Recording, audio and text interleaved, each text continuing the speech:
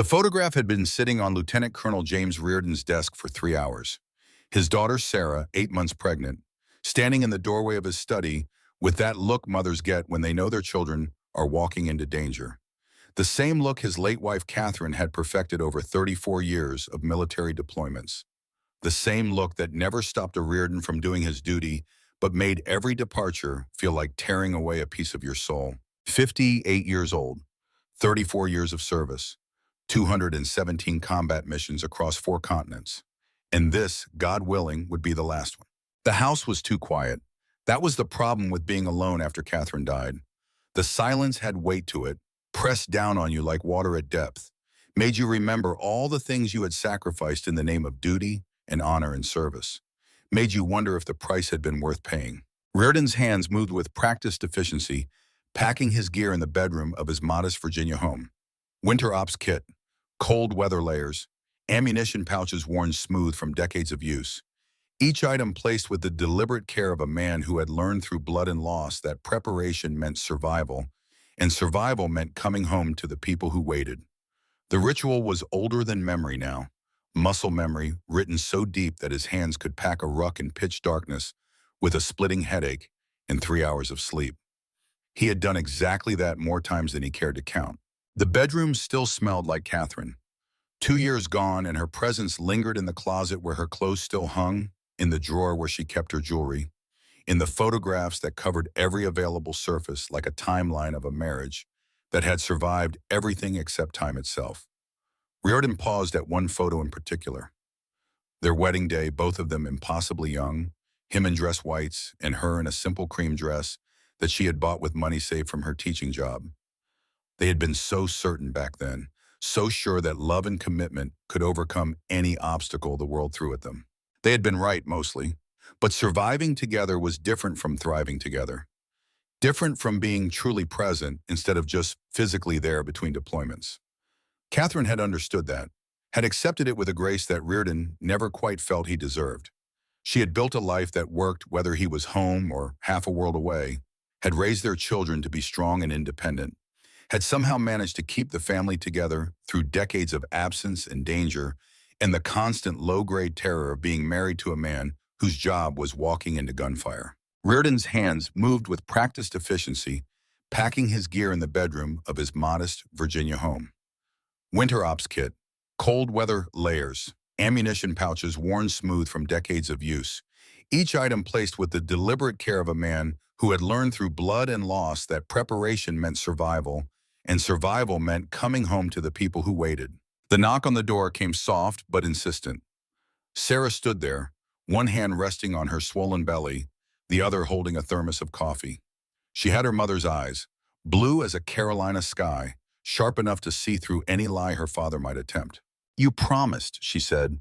Her voice carried no accusation, only the weight of a daughter who had spent her entire life watching her father leave. "This was supposed to be your last tour. You said after Mom died that you would be here. For the grandchildren." Rearden accepted the coffee, took a long drink to buy himself time. The liquid burned going down, but the pain was familiar. Easier to handle than the conversation ahead. "It is my last tour, sweetheart. One more mission, 72 hours, maybe less. I will be back before you know it. I will be here when that baby arrives." Sarah's hand moved in slow circles across her belly. When she looked up, tears had gathered but not fallen. Reardens did not cry easily. It was both their strength and their curse. "It is a boy, Dad. We are naming him James after you." The words hit harder than any bullet Rearden had ever taken.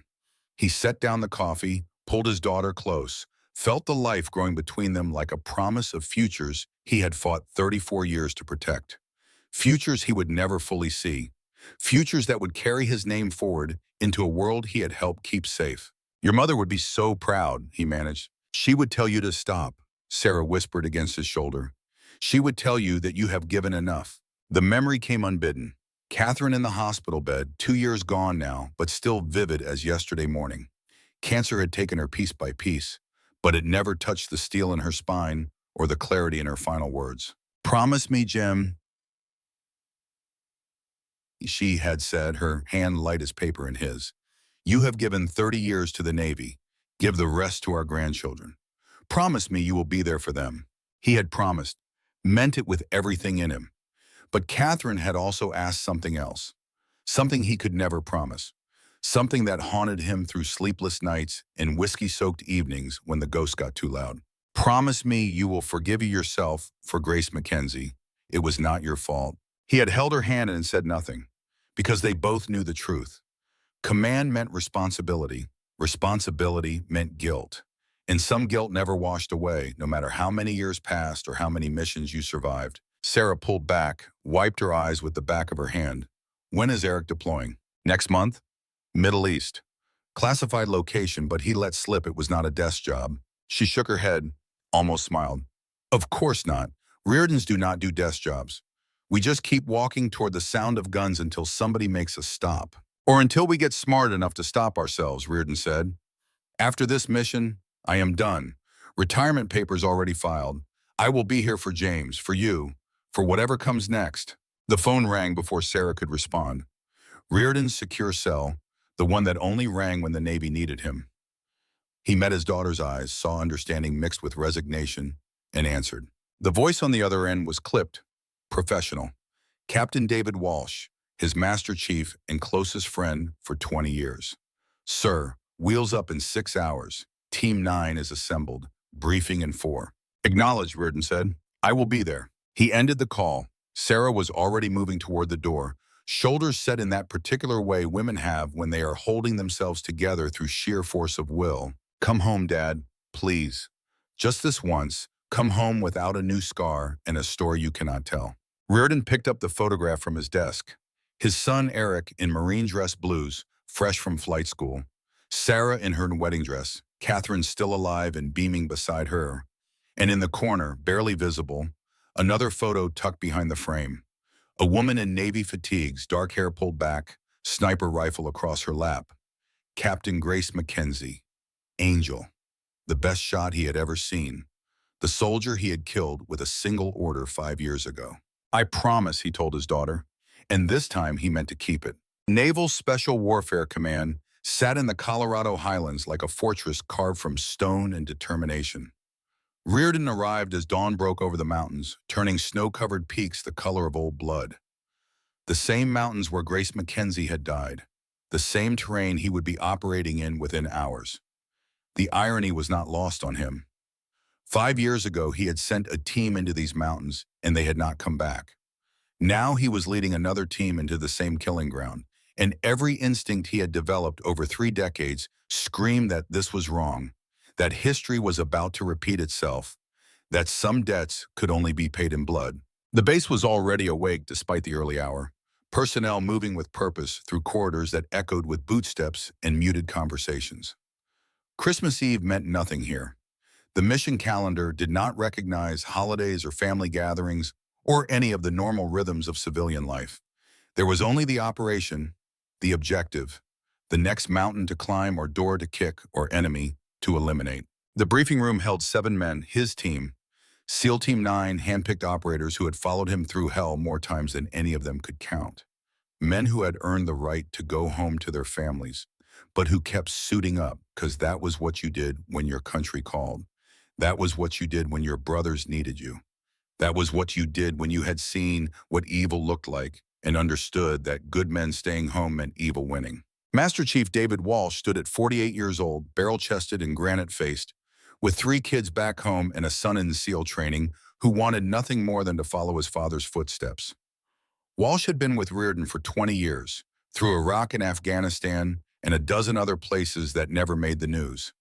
They had saved each other's lives so many times that neither bothered keeping count anymore. If Rearden was the mind of Team 9, Walsh was the heart. The man who could inspire soldiers to keep fighting when every rational bone in their bodies screamed to run. Who could read a situation with the clarity of a prophet and the pragmatism of a mechanic. Walsh had buried friends and lost soldiers under his command and still got up every morning ready to do it again because someone had to stand between the darkness and the people who slept peacefully in their beds. Senior Chief Marcus Chen worked the communications console, his wedding ring catching the fluorescent light. 38, wife pregnant with twins, the kind of soldier who could hack enemy systems and quote Shakespeare in the same breath. Chen had grown up poor in San Francisco, first-generation American, with parents who had fled China with nothing but hope and determination. He had joined the Navy to pay for college, discovered he was brilliant with electronic warfare, and ended up in the SEALs because someone noticed that brilliance combined with courage made for a dangerous combination. He had taped ultrasound photos to his gear bag. Two girls, he kept saying to anyone who would listen. Two beautiful girls who needed a world worth growing up in. His wife had begged him not to take this mission, had reminded him that he could request desk duty, that he had done enough, that their daughters needed a father. Chen had kissed her and promised he would come home. Rearden prayed that was a promise Chen could keep. Petty Officer First Class Tyler Brooks hunched over the medical supplies, checking and rechecking equipment with the obsessive precision of a man who had held too many dying friends. 31 newlywed, his wife was a trauma nurse who understood what he did and why he could not stop doing it. Brooks had saved more lives than some hospitals, carried medical gear that would have broken lesser men, and had the kind of steady hands that could perform field surgery under fire without flinching. He also carried the weight of every life he could not save, every soldier who had bled out despite his best efforts, every young man who had died calling for his mother, while Brooks worked frantically to stop bleeding. That would not stop. The kid never talked about it, but Rearden had seen the look in his eyes after bad operations, had seen Brooks sitting alone in the dark, hands shaking, replaying every decision and wondering if he could have done something different, something better, something that might have changed the outcome. Petty Officer Jake Morrison sprawled in a corner, cleaning his rifle with movements so practiced they looked like meditation. 27, engaged to a schoolteacher who wrote him letters in purple ink and worried every single day. This would be his first winter mountain operation. The kid tried to hide his nerves, but Rearden had been reading young soldiers for 3 decades. Fear was not weakness. Fear was proof you understood what was at stake. Morrison came from a long line of soldiers, grandfather in World War II, father in Desert Storm, uncle killed in Iraq. The family understood service and sacrifice in ways that made Morrison both proud and terrified. His fiancée had given him an ultimatum before this deployment. Come home safe or do not come home planning a wedding.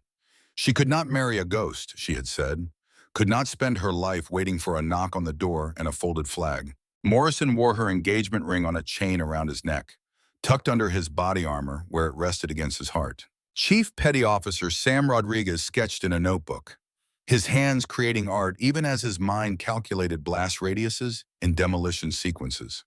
44, daughter of brand new Navy lieutenant who made him proud and terrified in equal measure. Rodriguez understood legacy, understood that every decision they made up here would ripple forward through generations not yet born. His daughter had followed him into the Navy despite his protests, despite his attempts to steer her towards safer careers, despite everything he had told her about the cost of service. She had her commissioning photo in his locker, crisp and professional and so young it hurt to look at. Rodriguez had promised her he would retire after this tour, would finally take that teaching job at the Naval Academy, would be present for whatever came next in her career. He was looking forward to being the embarrassing dad who showed up at her change of command ceremony with too much pride and too many stories. Petty Officer First Class Alex Turner sat cross-legged with his laptop surrounded by enough technology to run a small country. 29, both parents veterans who had taught him that service was not a job but a calling. Turner could make computers sing or scream, depending on what the mission required. His mother had served in the Gulf War, his father in Desert Storm, and both had impressed upon him that freedom was not free, that every generation had to pay the price in blood and sacrifice, and the willingness to stand between civilization and chaos. Right now, Turner was reviewing satellite imagery with the intensity of a man looking for his own death, fingers flying across keyboards, 3 monitors displaying different data streams, completely absorbed in the puzzle of how to keep his team alive through what was coming. The mission briefer entered, a young intelligence officer who looked like he had graduated high school last week.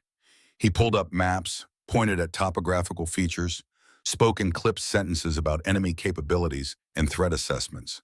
Target is an illegal jamming station, Rocky Mountain Sector 7. Intelligence indicates minimal resistance, 5 to 7 personnel, mostly technical staff. Your objective is to infiltrate, destroy the equipment, and extract before dawn. Rearden studied the maps. Something cold moved through his gut. the instinct that had kept him alive when better soldiers died. He raised his hand, cutting off the briefer mid-sentence. This is the same sector as Operation Frostvale. 5 years ago, where we lost Captain Mackenzie and her team. The briefer hesitated. Yes, sir, same general area. But the terrain is different. The mission parameters are different. We have learned from past mistakes. Have we? Rearden stood, moved to the map, traced the ridge lines with one finger. Because this looks like the same approach vector. Same insertion point. Same goddamn mountain range where I lost 4 good people because someone in this building decided weather was an acceptable risk. Sir, the briefer's voice cracked slightly. Current conditions are well within operational parameters.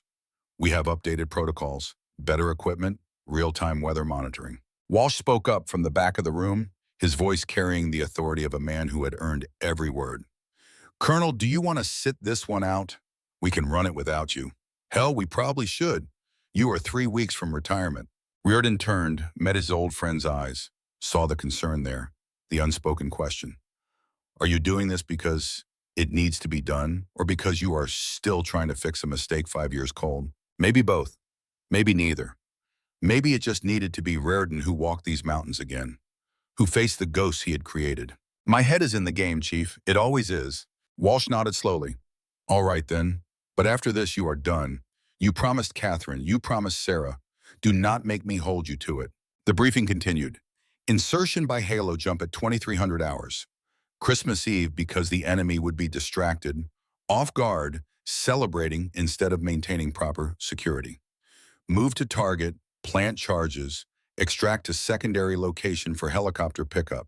Simple, clean, routine. Except nothing was ever routine when you jumped out of airplanes into blizzards at 12,000 feet. Nothing was simple when you trusted your life to intelligence reports written by people who had never held a rifle in anger. And clean was a word that had no meaning in combat, where blood and snow mixed together and good people died for reasons no after-action report could ever fully explain. After the briefing, as the team gathered gear and ran final checks, Walsh pulled Rearden aside. They stood in the armory, surrounded by weapons that had seen more combat than most soldiers, and spoke in the shorthand of men who had shared foxholes and saved each other's lives. Jimmy, talk to me. For real this time. Are you solid? Rearden loaded magazines, hands moving on autopilot.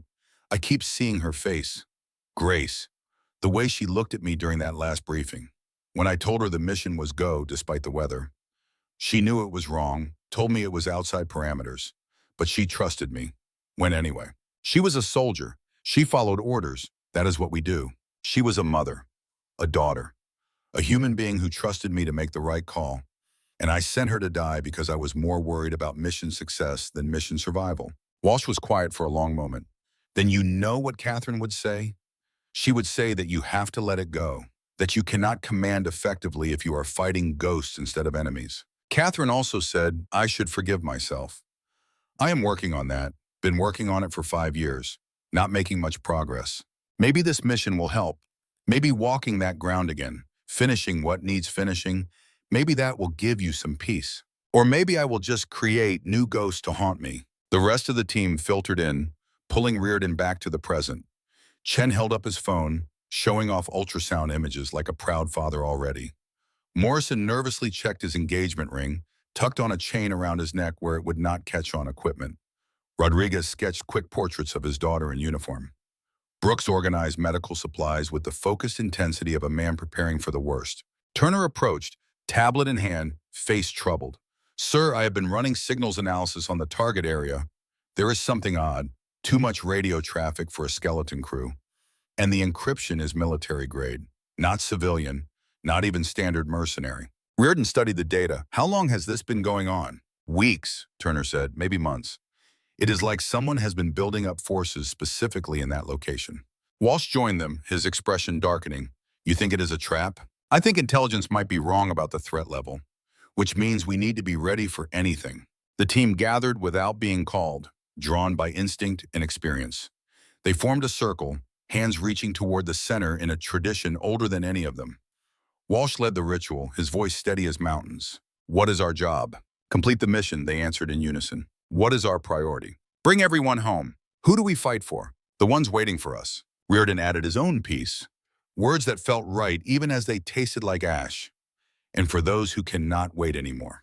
They stood in silence, thinking of fallen brothers and sisters, thinking of Grace Mackenzie and her team, buried under tons of snow and rock, thinking of families who would spend this Christmas and every Christmas after with empty chairs at the table. Morrison broke the silence, his young voice carrying an edge of nervousness he could not quite hide. "Sir, can I ask something?" Rearden nodded. "Did it ever get easier, leaving family behind?" The honest answer was no. It never got easier.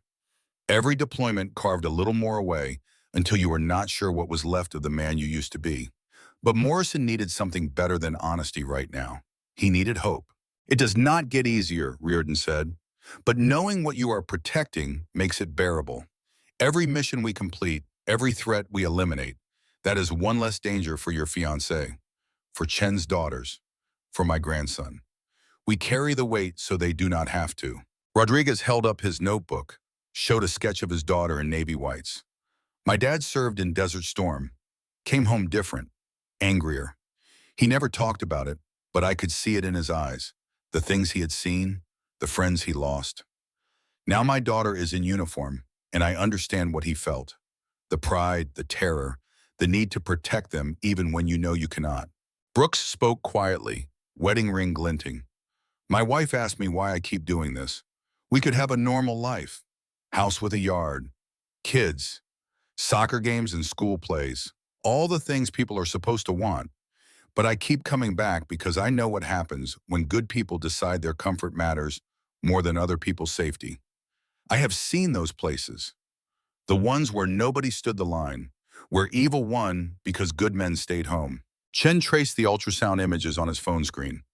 "My daughters will never know what we did here. They will grow up safe, protected, free to become whatever they want, teachers or doctors or soldiers or artists, and they will never know the price we paid for that freedom." Part of me is grateful for that. Part of me wishes they knew, wishes they understood. Turner closed his laptop, looked around the circle. "My mom served in the Gulf War. My dad in Desert Storm. They both told me the same thing before I enlisted. They said that service is not about glory or medals or recognition. It is about standing between the darkness and the people you love. It is about being willing to walk into hell so others do not have to. That is what we do. That is who we are." Walsh nodded slowly, his weathered face carrying the weight of 2 decades of command. "I have a son in SEAL training. He wants to be like his old man. Part of me is proud enough to burst. Part of me wants to grab him and shake him and tell him to find something safer, something that will not wake him up screaming 20 years from now. But I know he will not listen, because this is what Walshes do. We serve, we protect, we stand the line even when the line wants to break us." Rearden looked at each man in turn, saw the determination there, the fear, the courage that was not the absence of fear, but the decision to move forward despite it. These were not heroes from movies or recruiting posters. They were men with mortgages and kids and all the normal problems of normal lives. They were also warriors who had chosen to shoulder burdens most people never imagined existed. After this mission, Rearden said, "I am done. Retirement papers filed. Next month I will be changing diapers and teaching my grandson how to throw a baseball. But right now, for the next 72 hours, I am still your commander. And I swear to you on everything I hold sacred that I will bring every single one of you home, no matter what." The words hung in the air like a promise made to God. Rearden hoped he could keep it, hoped this time would be different, hoped the ghost would finally let him rest. They loaded onto the C-130 as snow began to fall. Christmas Eve, the world below covered in white, families gathering in warm homes while SEAL Team 9 prepared to jump into darkness at 12,000 feet. The irony was not lost on any of them. Morrison sat across from Rearden, checking his parachute for the 3rd time. The kid was wound tight, all nervous energy and barely controlled fear. Rearden recognized the signs. Had been that young soldier once, a lifetime ago. "First winter mountain operation?" Rearden asked. "Yes, sir. Trained for it, but training is not the same as doing." "No, it is not. You will be fine. Stay close to Walsh. Listen to the experienced guys. We have made all the mistakes already. Your job is to learn from ours instead of making your own." "What if I freeze? What if I cannot do it when the shooting starts?" Rearden leaned forward, lowered his voice so only Morrison could hear. Every man on this plane has asked himself that same question. Every single one. The difference between a good soldier and a dead one is not whether you feel fear. It is what you do with it. You use it. Let it sharpen your senses. Keep you alert. But you do not let it control you. You control them on what sees. How? By remembering what you are fighting for. Picture your fiance's face, the life you are building together. Every trigger pull, every step forward, that is for her. For the future you want. For the kids you might have someday. Fear is just your body's way of saying this matters. Listen to it. Then do the job anyway. The plane climbed higher, engines roaring, temperature dropping. Chen ran final checks on communication equipment. Brooks inventoried medical supplies one more time. Rodriguez tested detonators with the calm of a man who had blown up more things than most people had seen. Turner monitored satellite feeds, looking for any last-minute intelligence updates. Walsh moved through the team, checking gear, offering quiet words of encouragement. He caught Rearden's eye, gave a small nod. They were ready as anyone could be for what was coming. The loadmaster gave the 10-minute warning. Team 9 stood, linked up static lines, checked each other's equipment with the thoroughness of men who knew that a loose strap or forgotten buckle could mean death. Rearden's mind drifted, unbidden, to 5 years ago. Another plane, another team, Grace Mackenzie across from him, calm and focused, her sniper rifle cradled like a child. She had looked at him with those dark eyes and asked one question. "Sir, are you sure about this? The weather is marginal. We could scrub and try again when conditions improve." He had overridden her concerns, told her the window was closing, the mission was critical, the risks were acceptable. She had nodded, trusted him, followed his orders. 12 hours later, she and her entire team were dead, buried under an avalanche that should never have happened if he had just listened to her instincts instead of the pressure from command. The loadmaster hit the klaxon, 30 seconds. Rearden forced himself back to the present. This mission was different.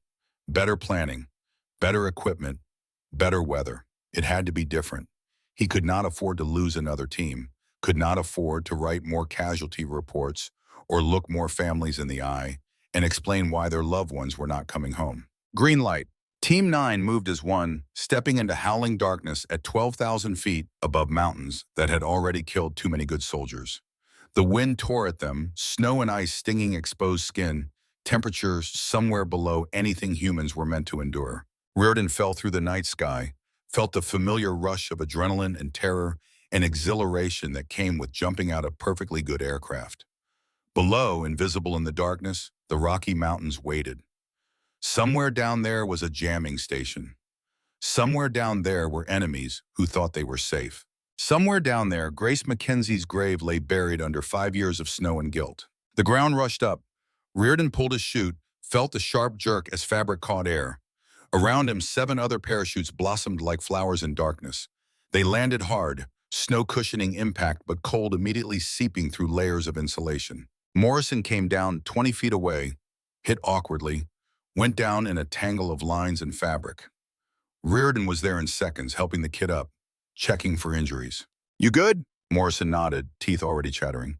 "Yes, sir, just a bad landing. I am good." They gathered quickly, ditched chutes, oriented themselves. The GPS flickered in the cold, screen threatening to dish despite Arctic-rated batteries. Walsh took point without being asked, moving through waist-deep snow with the endurance of a man who had done this too many times to count. Temperature gauge read -18 Fahrenheit. Wind chill pushed it closer to -40. At these temperatures, exposed skin froze in minutes. Mistakes became fatal. Speed and precision were not luxuries, but requirements for survival. They moved in tactical formation, spacing perfect, weapons ready, every man scanning his assigned sector. The snow fell heavier, visibility dropping to maybe 50 feet. Navigation became instinct and dead reckoning, trusting Walsh's internal compass and Rearden's decades of experience. Brooks spotted them first. Tracks in the snow, recent enough that the wind had not filled them in yet. Small boot prints, maybe size 6, moving fast despite the terrain. Walsh knelt, studied the tracks with a professional's eye. Someone light, moving alone. These prints are maybe an hour old. Rodriguez crouched beside him. Too small for military boots. Could be a local. "Locals do not climb mountains in blizzards," Rearden said. His spine had gone cold, an instinct honed through 100 firefights and 1,000 near misses. Someone is watching us. They moved forward, more cautious now, weapons at the ready.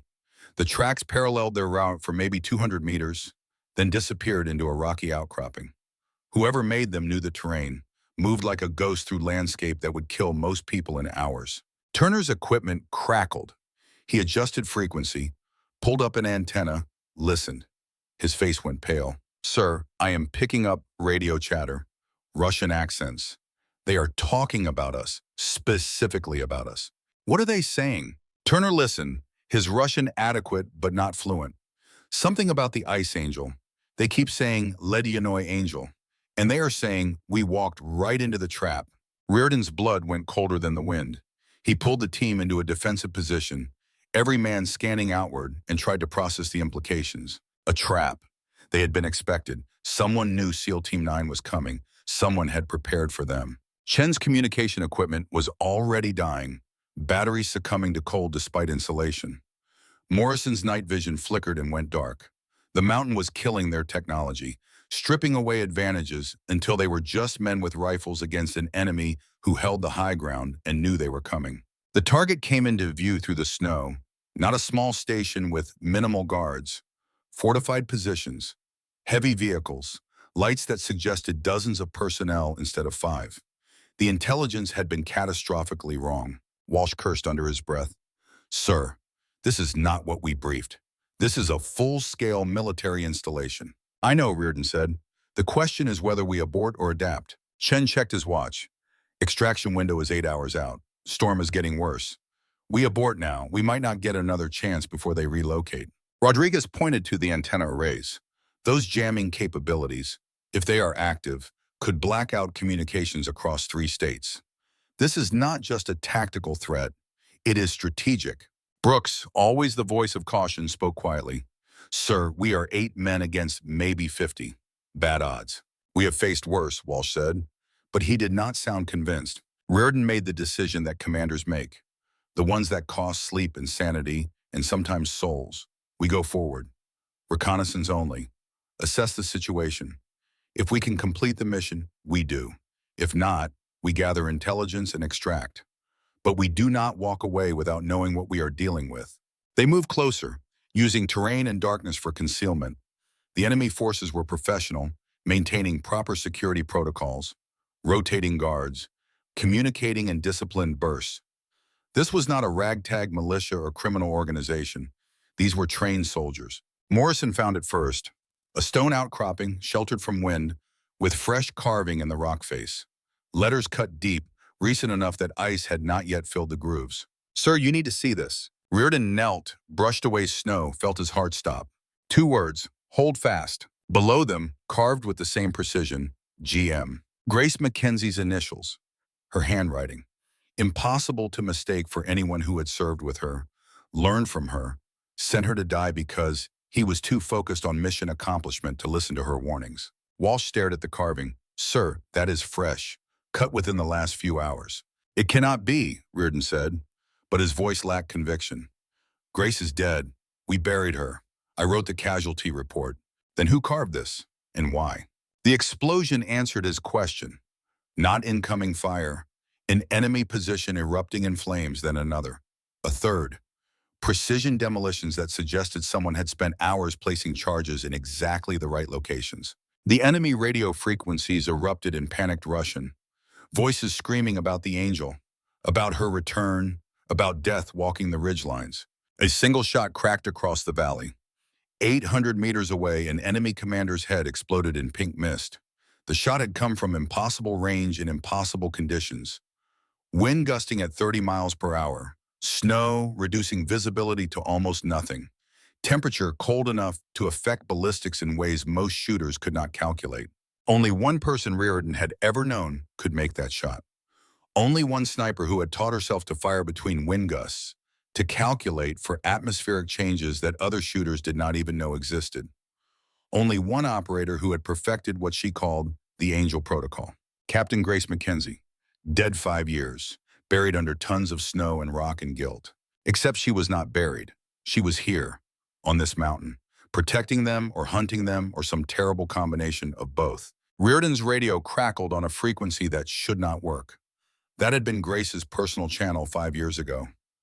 A woman's voice, distorted by static and distance, but unmistakable. "Colonel, it is Grace. I am here. Hold your position. I will thin them out." The team stared at Rearden. Morrison's face had gone white. Chen crossed himself, despite not being Catholic. Brooks opened his mouth, closed it, found no words for what was happening. Walsh spoke for all of them. "Sir, Captain Mackenzie is dead. We searched for 2 weeks. You identified her gear. How can she be?" But Rearden was not listening. He was watching the enemy positions through his scope, watching soldiers die with surgical precision, watching 5 years of guilt and grief and unanswered questions tear open like wounds that never healed. Grace's voice came again, clearer now. "Brennan, you should have stayed home. But now that you are here, hold fast. They are coming in waves. And they brought friends specifically for you. This whole operation is a trap. Volkov has been planning it for months." "Who the hell is Volkov?" Walsh demanded. "I will explain later," Grace said. "Right now, get to cover. Real cover. Because in about 30 seconds, they are going to realize I am not alone anymore." The enemy recovered faster than Rearden expected. Disciplined fire erupted from multiple positions. Mortars began walking rounds toward their location. Someone competent was running the show, adapting tactics, refusing to panic despite the supernatural accuracy eliminating his forces. A voice boomed across the valley, amplified by loudspeakers, Russian-accented English carrying authority and rage. "Lieutenant Colonel James Rearden, I know you are out there. I have been waiting for you, or rather, waiting for her to come save you. Captain Mackenzie. Grace, the Ice Angel. 5 years she hides in these mountains. 5 years she kills my men and vanishes like smoke. But I knew she would reveal herself for you, for the man who killed her team and left her for dead." The words hit like physical blows. Rearden felt his team's eyes on him, felt the weight of command and guilt pressing down like the mountain itself. "I did not leave her," he wanted to shout. "I tried. I did everything I could." But Grace's voice in his ear stopped him. "Jimmy, he is baiting you. Do not respond. Do not give him satisfaction. Just hold position and trust me." Trust. The word tasted like ashes. How could he trust a ghost? How could he trust someone who had spent 5 years letting him believe she was dead? How could he trust anyone when he could not even trust his own decisions? The enemy commander continued, "My name is Dmitry Volkov, former Spetsnaz, current businessman, and tonight I am going to kill all of you. But first, I want Captain Mackenzie to watch. Want her to see what happens when she chooses sides." Another precision shot from the darkness. Volkov's spotter went down, throat destroyed. The commander dove for cover, his loudspeaker falling silent. Grace's voice carried ice and fury. "Colonel, we have maybe 20 minutes before they bring in reinforcements. 40 hostiles. I can take 15, maybe 20 if they stay stupid. The rest are yours. Can your team handle it?" Rearden looked at his men, saw fear there, saw doubt, but also saw determination. The same stubborn refusal to quit that made SEALs what they were. The same commitment to mission and brotherhood that had sustained them through worse odds and darker nights. "We can handle it," he said. "What is the plan?" Grace laughed, a sound with no humor in it. "Same plan as always, Jimmy. Kill them before they kill us. Welcome back to my war." The last thing Rearden saw before the enemy assault began was a figure on the ridgeline. Small frame, white camouflage making her nearly invisible against snow and darkness. For just a moment, she lowered her weapon, raised one hand in what might have been a wow or a salute or a farewell. Then she vanished, and the mountain exploded into fire and blood and the sound of dying men, and SEAL Team 9 fought for their lives while a ghost named Grace Mackenzie proved that some people refuse to stay buried, no matter how deep the snow or how heavy the guilt that tried to hold them down. The enemy assault came like a hammer falling on an anvil. Mortars screamed out of the darkness, detonating in geysers of snow and frozen earth that threw shrapnel in every direction. The sound alone was enough to rupture eardrums at close range, a physical pressure that slammed into chest cavities and made hearts skip beats.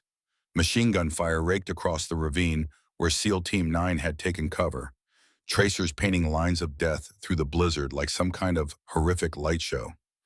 Each tracer, you could see, represented 4 rounds you could not. Mathematics of death written in fire and lead.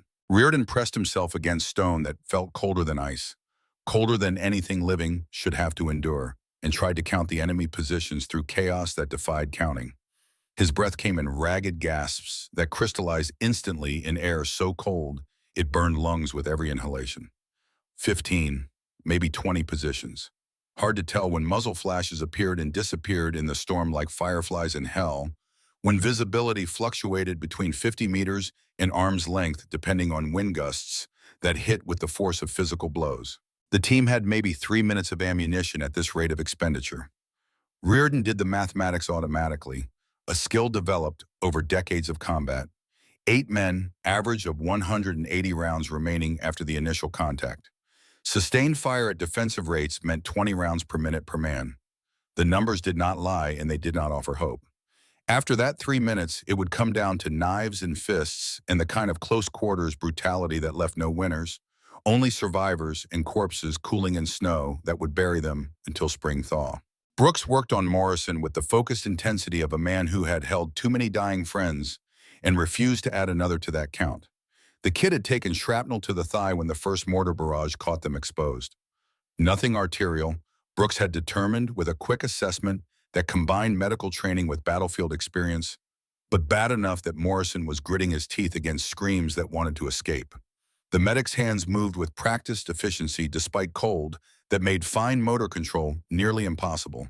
Fingers stiffening inside gloves that were rated for Arctic operations, but failing in conditions that exceeded any specification. Bandage, pressure, quick clotting agent that came in packets marked with warnings about proper application and contraindications, none of which mattered when the alternative was bleeding out in frozen darkness. The agent burned like fire going in, a chemical reaction that generated heat and coagulation, stopping bleeding that could kill you in minutes at these temperatures where blood froze almost as fast as it flowed. "You are going to be fine," Brooks said. His voice carried the calm authority of a man who had lied to dying soldiers so many times that the lie had become a kind of prayer, a ritual that provided comfort even when both parties knew the truth. "Just stay with me, kid. Stay focused. Think about that fiancé of yours. Think about the wedding. Think about anything except the pain." Morrison nodded, face pale as the snow around them, skin taking on the waxy quality that spoke of shock setting in despite Bruce's best efforts. His engagement ring, visible on the chain around his neck, where it had come loose during the scramble for cover, caught what little light penetrated the storm, caught it and reflected it like a small beacon of hope in overwhelming darkness. The kid was thinking about his fiancée, about purple ink letters that smelled like perfume, about a future that might end right here in frozen darkness on a mountain that did not care whether he lived or died, that had killed thousands over centuries and would kill thousands more with the same indifferent efficiency. Chen's communication equipment sparked once, twice, then died with the finality of electronics succumbing to cold beyond their operational parameters. The senior chief swore in Cantonese, words his mother had taught him for special occasions when English profanity was insufficient. He tried rebooting, tried replacing batteries, tried every trick learned in 2 decades of coaxing technology to work in conditions it was never designed to handle. Nothing. The cold had finally killed the last of their electronics, crystallizing circuits, freezing solder joints, turning sophisticated technology into expensive paperweights. They were dark now, no contact with command, no way to call for extraction, no way to tell anyone they were dying up here except by the silence when they failed to check in at the scheduled time, hours from now, too late to matter. The isolation was absolute. 8 men alone on a hostile mountain with an enemy that outnumbered them 10 to 1 and held every tactical advantage except desperation. Walsh moved along the line, redistributing ammunition with the efficiency of a logistics expert who had managed supply in a dozen combat zones, taking magazines from the dead weight in packs, items they could not afford to carry anymore, ensuring every man had at least 60 rounds, not enough for a sustained firefight, barely enough for a controlled retreat, but enough to sell their lives expensively, if it came to that, to make the enemy pay in blood for every meter of ground gained. "Sir," Walsh's voice cut through the gunfire, somehow audible despite the chaos. He had that quality some senior enlisted developed, a voice that carried authority and calm even when the world was ending. We cannot hold this position. Another mortar barrage and they will collapse the overhang. We will be buried alive or exposed to direct fire. Either way, either way, we are done. Rearden knew it, had known it from the moment the first rounds came in, from the instant he recognized the tactical sophistication of the ambush. This was a kill box, professionally designed, expertly executed, the kind of operation that spoke of real military training and extensive preparation. Someone with actual tactical knowledge had positioned forces to eliminate any chance of escape, had calculated fields of fire and dead zones with the precision of someone who understood how men moved under pressure and where they would try to run when survival instinct overrode training. The only question was whether that someone had accounted for Grace Mackenzie, whether Volkov's planning had included the possibility of a ghost sniper who had spent 5 years learning every inch of this terrain, who knew the mountains better than the people who lived here, who had become something more than human through necessity and isolation, and the kind of focused hatred that only comes from losing everything. Another enemy position erupted, not from mortars or grenades or any weapon Team 9 possessed, from a single precision shot that found a fuel canister and turned cover into crematorium. The explosion was catastrophic, fuel igniting in a fireball that lit the mountain like a second sun for 3 terrible seconds.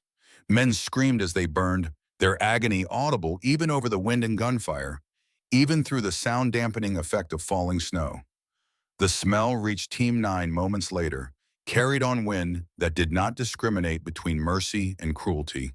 Burning flesh, cooking meat, the smell of warfare at its most primal and horrible. It was horrible. It was also salvation, because every second the enemy spent dealing with that catastrophe was a second Team 9 could use to survive. Grace's voice crackled on the radio, stronger now. She must have moved closer, risking exposure to maintain communication, trading her invisibility for the ability to coordinate. Her breathing was steady, controlled, the respiration of someone whose heart rate stayed calm even in the middle of chaos. Years of training and combat had rewired her nervous system to treat violence as routine. Colonel, I am pulling their attention north. When I give the word, move your team 200 meters west. There is a depression in the terrain. Better cover. I cached supplies there 3 days ago. How did you know we would need it? Rearden demanded. The question came out harsher than intended, filtered through adrenaline and fear and the cognitive dissonance of hearing a dead woman's voice. Because I know Volkov, Grace replied. The way she said the name carried history, carried hatred, carried the weight of years spent studying an enemy the way a predator studies prey. He has been setting this trap for months, waiting for the right team, the right commander, someone he could use to draw me out, someone whose death would hurt me enough to make me careless. You were always going to be the bait, Jimmy. I am sorry for that. Sorry you got pulled into my war. Why you specifically? Long story. Move first. Talk later. Lives before explanations. On my mark. The Ghost Protocol began in earnest then. Grace Mackenzie fighting the kind of war she had perfected over 5 years of mountain survival, a style of combat that had evolved beyond anything taught in military schools or practiced in training facilities. She was not just shooting. She was conducting a symphony of death, each round placed with such precision that it created psychological horror beyond the physical damage that struck at the primal fear centers in human brains and reduced trained soldiers to terrified animals seeking escape. A sniper team on the Eastern Ridge, 2 men working together with the coordination that came from years of partnership. Both shooters dead within 2 seconds of each other. Impossible unless you knew exactly where they were hiding, unless you had spent days or weeks mapping their positions and habits, unless you could fire, cycle the bolt, acquire the second target, and fire again faster than human reaction time should allow. The shots were so close together that they sounded like a single report with an echo. The effect on enemy morale was immediate and devastating. Snipers were supposed to be invisible, supposed to be safe in their hides, supposed to have time to see death coming. These men died without ever knowing they had been targeted, died with their eyes still pressed to scopes, died thinking they were hunters right up until the moment they became prey. A mortar crew preparing to fire, 3 men working the practiced choreography of loading and aiming, that turned individual soldiers into a weapon system. The tube exploded as Grace put a round down the barrel at the exact moment of loading, timing it with the precision of a surgeon making an incision. The blast killed everyone within 10 meters instantly, overpressure rupturing organs and turning bodies into ragdolls. Shrapnel screamed through enemy positions like divine judgment, wounding a dozen more, creating chaos and casualties that forced tactical decisions about treatment versus combat effectiveness. A squad leader trying to rally his men, standing exposed because leadership required visibility, required the courage to be a target so your soldiers would follow. Headshot from 900 meters in crosswinds that would make Olympic shooters quit in frustration, that would make professional long-range competitors pack up their equipment and go home. The mathematics of the shot were insane. Windage, elevation, temperature affecting ballistics, the Coriolis effect at this range, atmospheric pressure, 100 variables that Grace calculated and compensated for in the second between identifying the target and breaking the trigger. The man's body stood upright for 3 full seconds before collapsing, brain dead but muscles not yet receiving the message, nervous system still firing signals to limbs that would never respond again. His soldiers watched their leader die standing up, and something broke in them.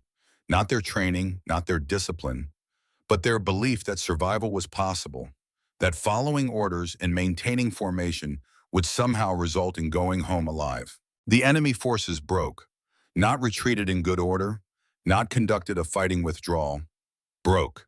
Professional soldiers reduced to terrified men running through snow, abandoning weapons that suddenly seemed useless, abandoning wounded who screamed for help that would not come, abandoning everything except the primal need to escape the invisible killer who seemed to see through storm and darkness like some kind of supernatural predator, like a force of nature that could not be reasoned with or fought, only survived if you ran fast enough and got lucky enough. Now, Grace commanded, the single word carried absolute authority. Walsh moved first, bounding from cover with Rodriguez providing suppressing fire, rifle barking in controlled bursts aimed at positions where enemies might be hiding. Then Morrison, limping but mobile, supported by Brooks, who half-carried, half-dragged the younger man, while somehow keeping his rifle up and scanning for threats. Chen and Turner followed, carrying equipment they could not afford to lose, technology that represented their only hope of calling for help once they got clear. Rearden went last, firing controlled bursts to cover the withdrawal, trusting Grace to keep enemy heads down, trusting his team to move fast enough that the window she was creating would not close before they reached safety. They reached the depression, found it exactly as Grace described, not just cover but a prepared position, ammunition stacked in waterproof cases, medical supplies organized with the efficiency of someone who understood triage, cold weather gear that looked salvaged from a dozen different sources but was functional and relatively clean. Enough supplies to sustain them for hours instead of minutes, to transform a desperate last stand into a defensible position with actual hope of survival. Rearden stared at the cache and tried to process the implications. Grace had known, had prepared, had spent days or weeks setting up supply points because she knew this was coming and knew Rearden would need help surviving it. The level of preparation spoke to someone who had been planning this for a long time, who had studied the enemy and the terrain and her own team's likely responses with the thoroughness of a master strategist. The question was why? Why help the man who had sent her to die? Why protect a team that represented the organization that had abandoned her? Why spend years preparing to save people who thought you were dead and buried under tons of snow and rock? Rodriguez examined the ammunition with professional interest. Sir, this is current issue, less than 6 months old based on the lot numbers. Where did she get this? Good question. One of many that Rearden did not have answers to.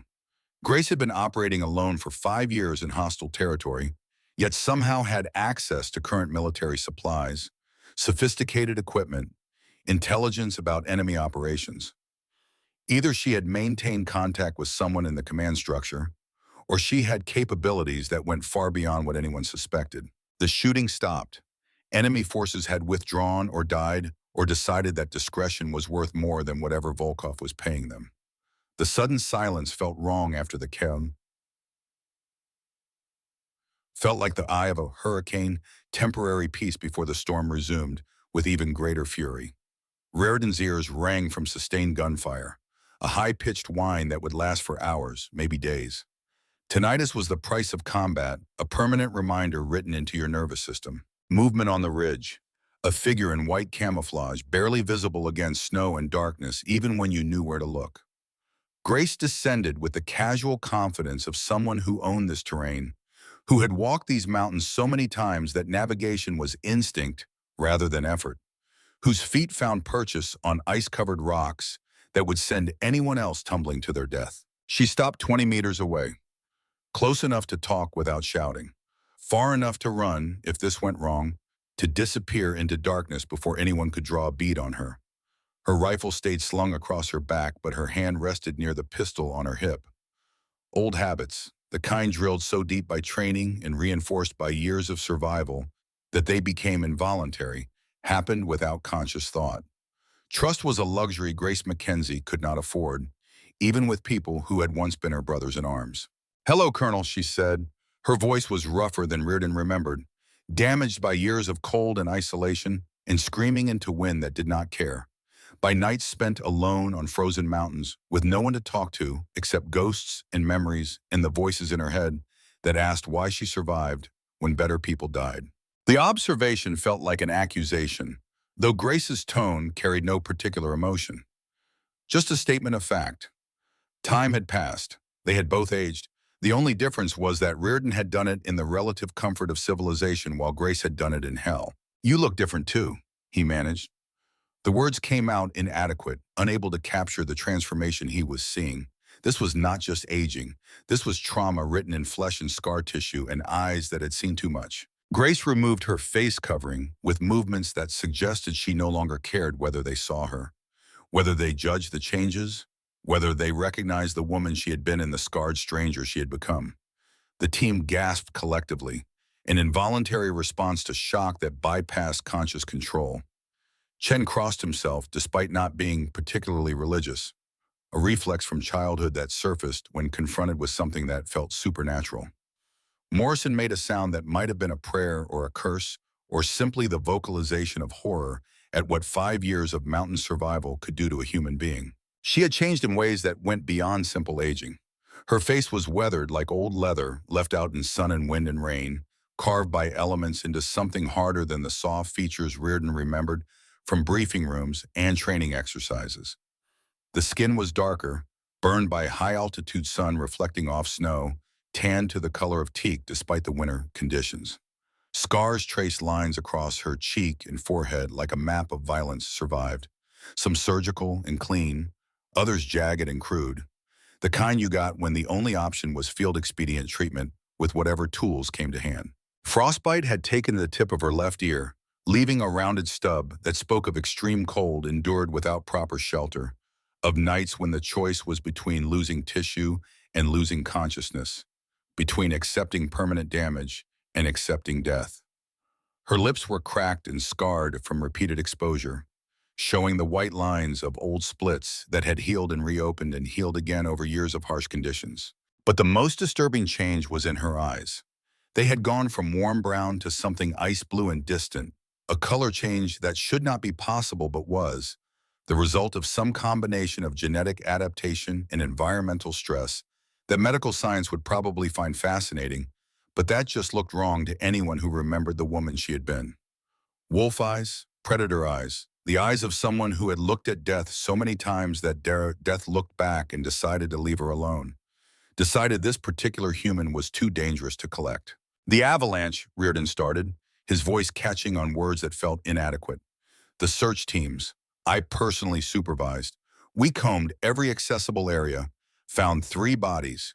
Your team, Lieutenant Park, Sergeant Vasquez, Corporal Bradley, all killed on impact or shortly after. But not you. We never found you." "You found 3 bodies and assumed the 4th was buried deeper," Grace said. Her voice carried no accusation, just the flat recitation of facts. "Reasonable assumption. The avalanche moved millions of tons of snow and rock. Any of us could have been buried under 40 feet of debris. You searched as long as conditions permitted. 2 weeks. Longer than most operations would have supported. Then you wrote the casualty reports, held the memorial service, moved on to the next mission. Wrong assumption, but reasonable. I do not fault you for that. The calm way she said it, the complete absence of anger, was somehow worse than if she had screamed accusations. This was the voice of someone who had processed grief and guilt and anger over years of isolation, who had worked through every emotion until nothing remained but cold assessment of facts. Walsh stepped forward, his face a mask of confusion and barely controlled anger. The Master Chief was not a man who showed emotion easily, had spent 20 years learning to maintain calm under pressure, but this was breaking through his professional detachment. Captain Mackenzie, why did you not contact us? Send a signal? Anything? We searched for 2 weeks in conditions that killed 3 members of the search and rescue team. The colonel wrote casualty reports that ended your career posthumously, attended memorial services where he looked your mother and daughter in the eyes and told them, you died a hero. Your mother buried an empty casket. Your daughter grew up without a mother. White demon. Grace's expression flickered. Pain there, quickly suppressed but visible to men who had spent careers reading faces for signs of deception or weakness, who had learned to see through masks because survival in their profession required understanding what people were really thinking versus what they claimed to think.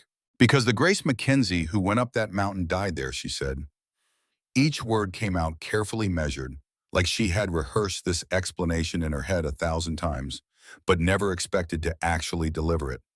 What crawled out of that avalanche was something else, someone else, a thing that looked like Grace Mackenzie and carried her memories, but was not her.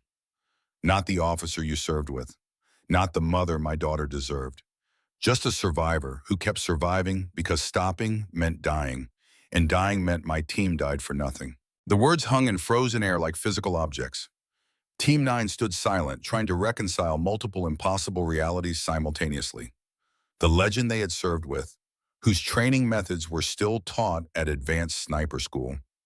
The ghost they had mourned, whose memorial service had been attended by hundreds of people whose lives she had touched or saved. And the scarred stranger who stood before them, claiming to be both and neither, who had survived 5 years in conditions that should have killed her in 5 days. Chen held up his phone with shaking hands, showed the ultrasound images even though he knew Grace could not see them clearly in the darkness and storm. Ma'am, we have families waiting for us. Twins on the way for me. My wife is 8 months pregnant. Morrison is getting married in 6 months to a woman who writes him letters every day. Rodriguez's daughter just got commissioned as a Navy lieutenant, following in her father's footsteps. Turner's parents are both veterans who check the casualty lists every single day with the kind of terror only military families understand. We need to get home. Will you help us? Grace looked at the phone like it was a window into a world she no longer belonged to.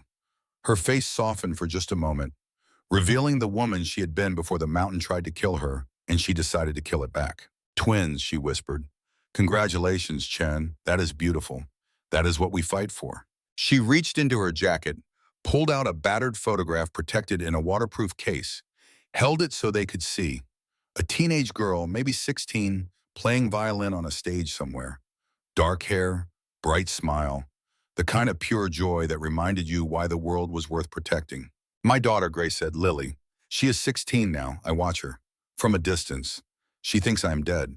The revelation hit Team 9 like a physical blow. Rearden felt his chest tighten. He had attended Grace's memorial service, had stood next to her mother and her daughter and told them that Grace died serving her country, had looked that 16-year-old girl in the eyes and promised her that her mother was a hero. And all that time, Grace had been alive, watching, unable or unwilling to reveal herself. Captain, why? Brooks asked. His medic's instincts saw the trauma written in her posture, heard it in the way her voice cracked on her daughter's name. Why stay dead when you had a child waiting? Because my daughter deserves a hero, Mother, Grace said. Her voice went flat, emotionless, the tone of someone reciting facts too painful to feel. Not whatever I have become. I have killed 247 people in 5 years, Doc. Not all of them were shooting back. Not all of them were even soldiers. Some were just in the wrong place at the wrong time. Some were threats I eliminated before they became threats. Some I am not even sure deserved to die, but I killed them anyway because that is what I do now. That is all I am.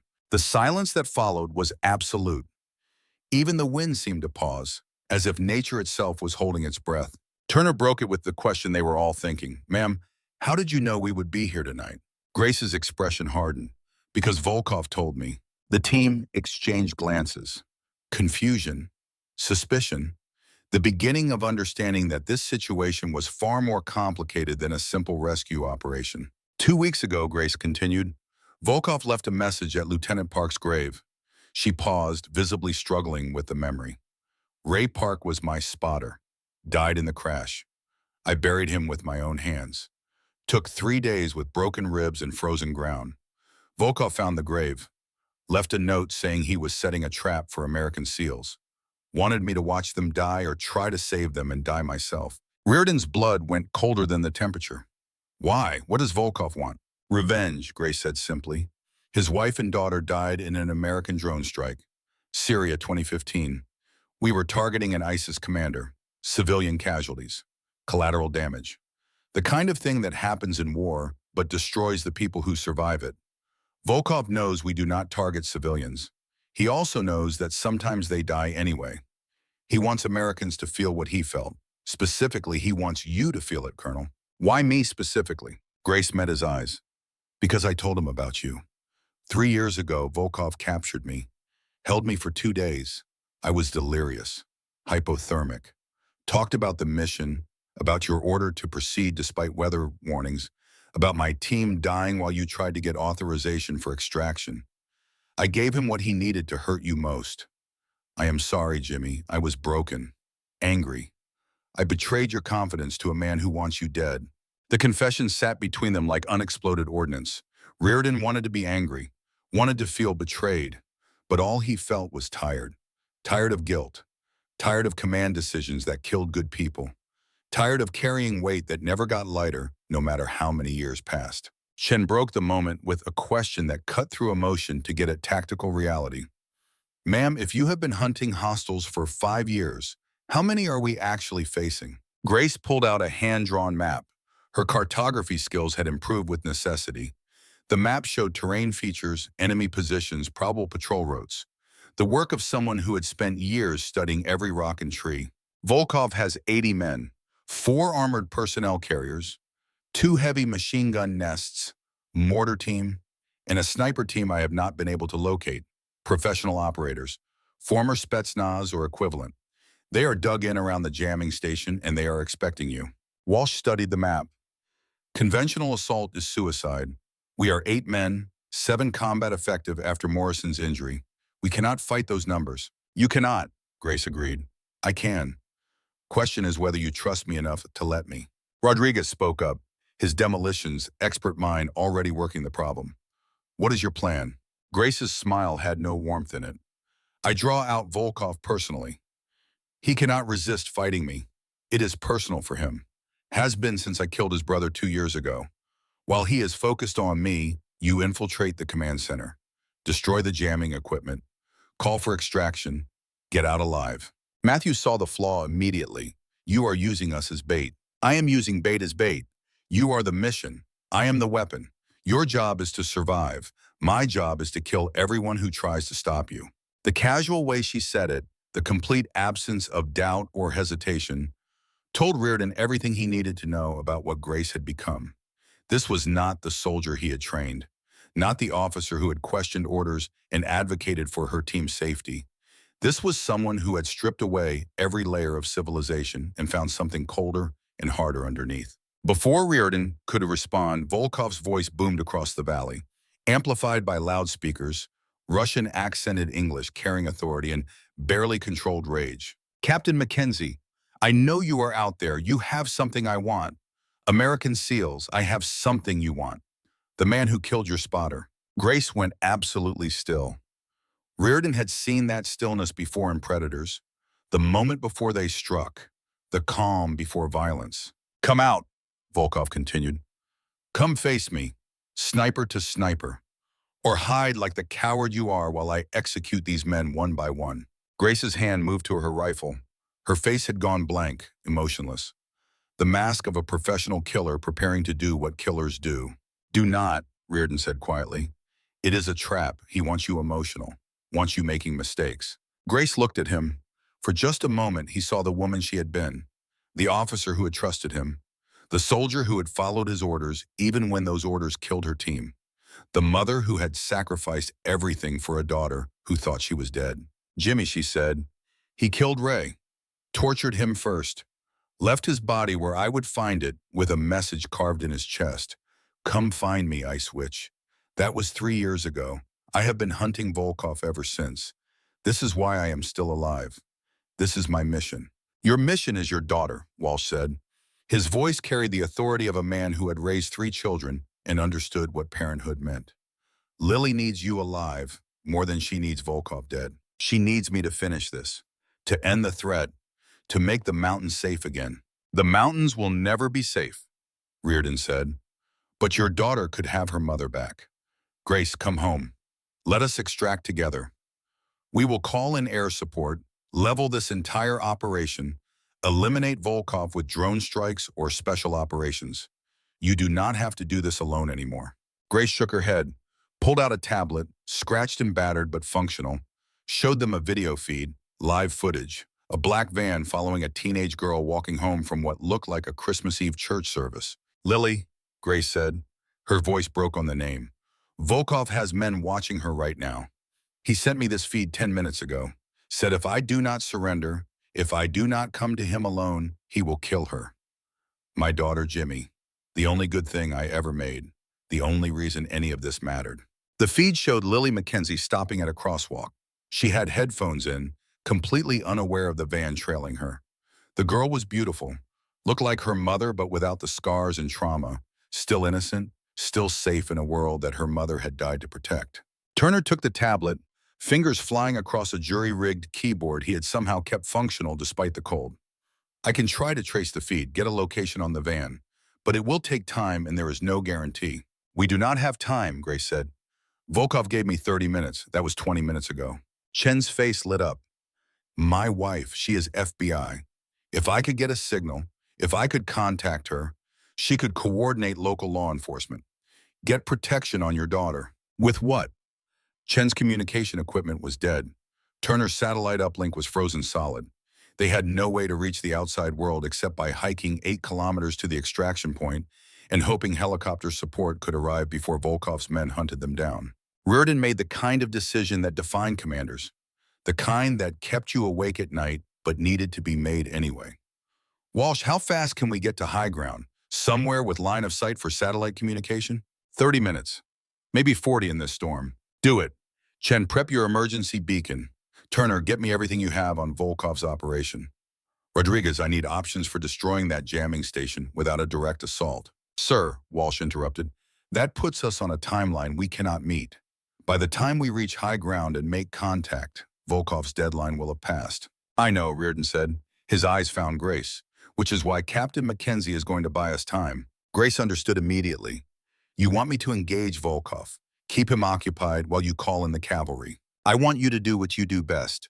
Hunt him. Make him think you are coming for him alone. Give us 40 minutes and I swear to you, we will have protection on your daughter and enough firepower inbound to turn this mountain into a parking lot. It is a huge risk. Everything about this is a huge risk. But it is the only play we have that protects your daughter and completes the mission. Grace looked at each member of Team 9 in turn, saw determination there, saw courage, saw men who were willing to bet their lives on a plan that had about 1,000 ways to fail and only one narrow path to success. She looked at the photograph of Lily, then at Rearden, then at the mountains that had been her home and her prison for 5 years. Okay, she said, I will give you 40 minutes. But Colonel, if anything happens to my daughter because of this plan, because of your decision, I will hold you personally responsible. Are we clear? Rearden met her eyes, crystal clear. And Grace, if we fail, if we cannot protect Lily, then I want you to know that I am sorry. For the order 5 years ago, for not searching longer, for every decision I made that put you in this position. I know it does not change anything, but I am sorry. Grace's expression softened for just a moment. You were right, Jimmy. That night in 2018, weather was marginal. Mission was critical. You made the hard call.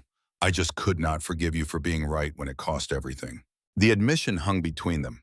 5 years of guilt, 5 years of anger, 5 years of two people carrying blame that belonged to war itself, to circumstances beyond anyone's control, to the cruel mathematics of command where someone always paid the price for someone else's decision. I am sorry I let you carry that guilt alone, Grace continued. I am sorry I became this. But I am still a SEAL. We do not leave people behind. No, Rearden agreed, we do not. Grace checked her rifle, a custom weapon that looked like it had been modified and rebuilt dozens of times. She moved with the efficiency of someone preparing for combat the way other people prepared breakfast. Automatic, practiced. The ritual of someone who had done this so many times that fear had been replaced by routine. 40 minutes, she confirmed. Starting now. Get to high ground, make the call, save my daughter, and Colonel, do not miss this time. She disappeared into the storm like smoke, moving through terrain that would kill most people in hours. Team 9 watched her go, watched the ghost return to her haunting, and tried not to think about the fact that they were trusting their lives and the life of a 16-year-old girl to a plan that required perfect execution from people operating far beyond their limits. Walsh broke the silence. Move out. We have 40 minutes to climb 300 meters of vertical in a blizzard with wounded and dying equipment. Anybody want to complain about it? Nobody did, because this was what SEALs did. The impossible, the inadvisable, the missions that should fail but somehow did not, because the men executing them refused to accept failure as an option. They climbed. Brooks and Rodriguez supporting Morrison, whose leg wound was worse than he admitted, but who kept moving because stopping meant dying. Chen nursing his communication equipment like a sick child, willing it to survive just a little longer. Turner with his laptop wrapped in every layer of insulation they could spare, protecting technology that represented their only link to salvation. Rearden brought up to the rear, rifle ready, eyes scanning for threats that could appear from any direction. His mind was already 3 moves ahead, calculating contingencies, planning for failures, trying to anticipate the 1,000 things that could go wrong. Behind them, somewhere in the storm, Grace Mackenzie began her hunt. The ghost protocol in full effect. 1 woman against 80 trained killers. 1 mother fighting to protect a daughter who did not even know she was alive. The mountain had tried to kill Grace once and failed. Tonight, it would learn that some people refused to stay buried. That some mothers would fight through hell itself to protect their children. That some ghosts were more dangerous than any living soldier because they had already lost everything except the will to make their deaths matter. Volkov was about to learn what happened when you threaten the family of a woman who had nothing left to lose except the daughter she loved more than life itself. The lesson would be written in blood on snow, and it would be the last thing many of his men ever learned.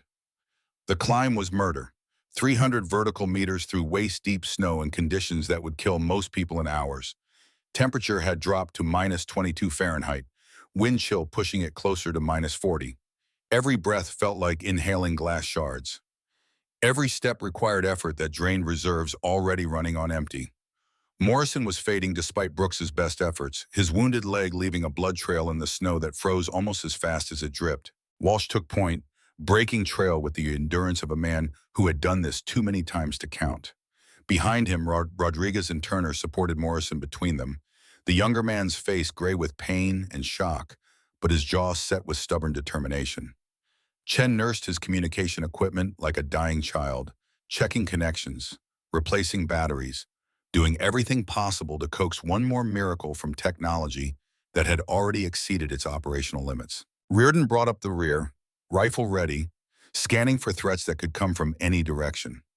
His mind calculated probabilities even as his body moved on autopilot.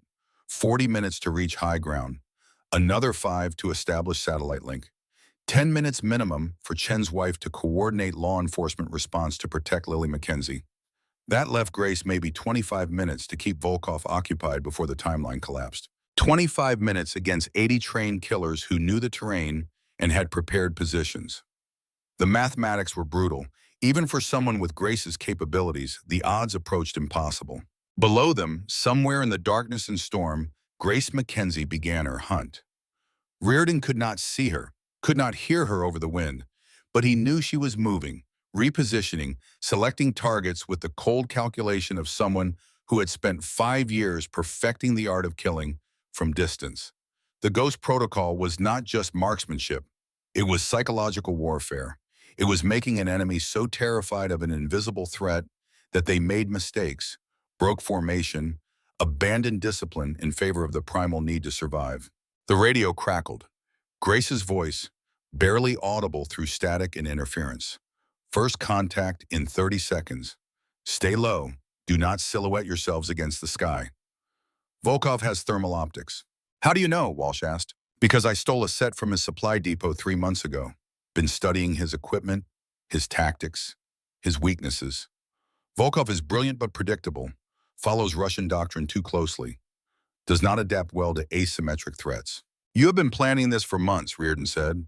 It was not a question. Years, Grace corrected, since the moment Volkov killed Lieutenant Park and left him for me to find. This has always been personal. You and your team just gave me the opportunity to end it. The admission should have bothered Rearden, should have raised questions about whether Grace was using them, manipulating events to serve her own vendetta. But right now, survival trumped ethics.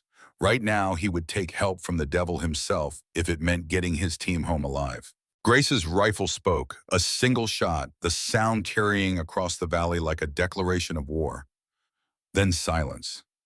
Then chaos as enemy positions erupted in return fire, tracers arcing through darkness, searching for a target that had already moved. She was hunting from the North Ridge now, Rearden realized, at least 800 meters from where she had been minutes ago, moving between shots with speed that defied the terrain and conditions, setting up, firing, displacing before return fire could locate her. The textbook definition of sniper tactics executed with a precision that went beyond training into the realm of art. Another shot, another enemy casualty, then a third shot from a completely different position. Grace was not just killing. She was creating the illusion of multiple snipers, making Volkov believe he faced a coordinated team instead of a single operator.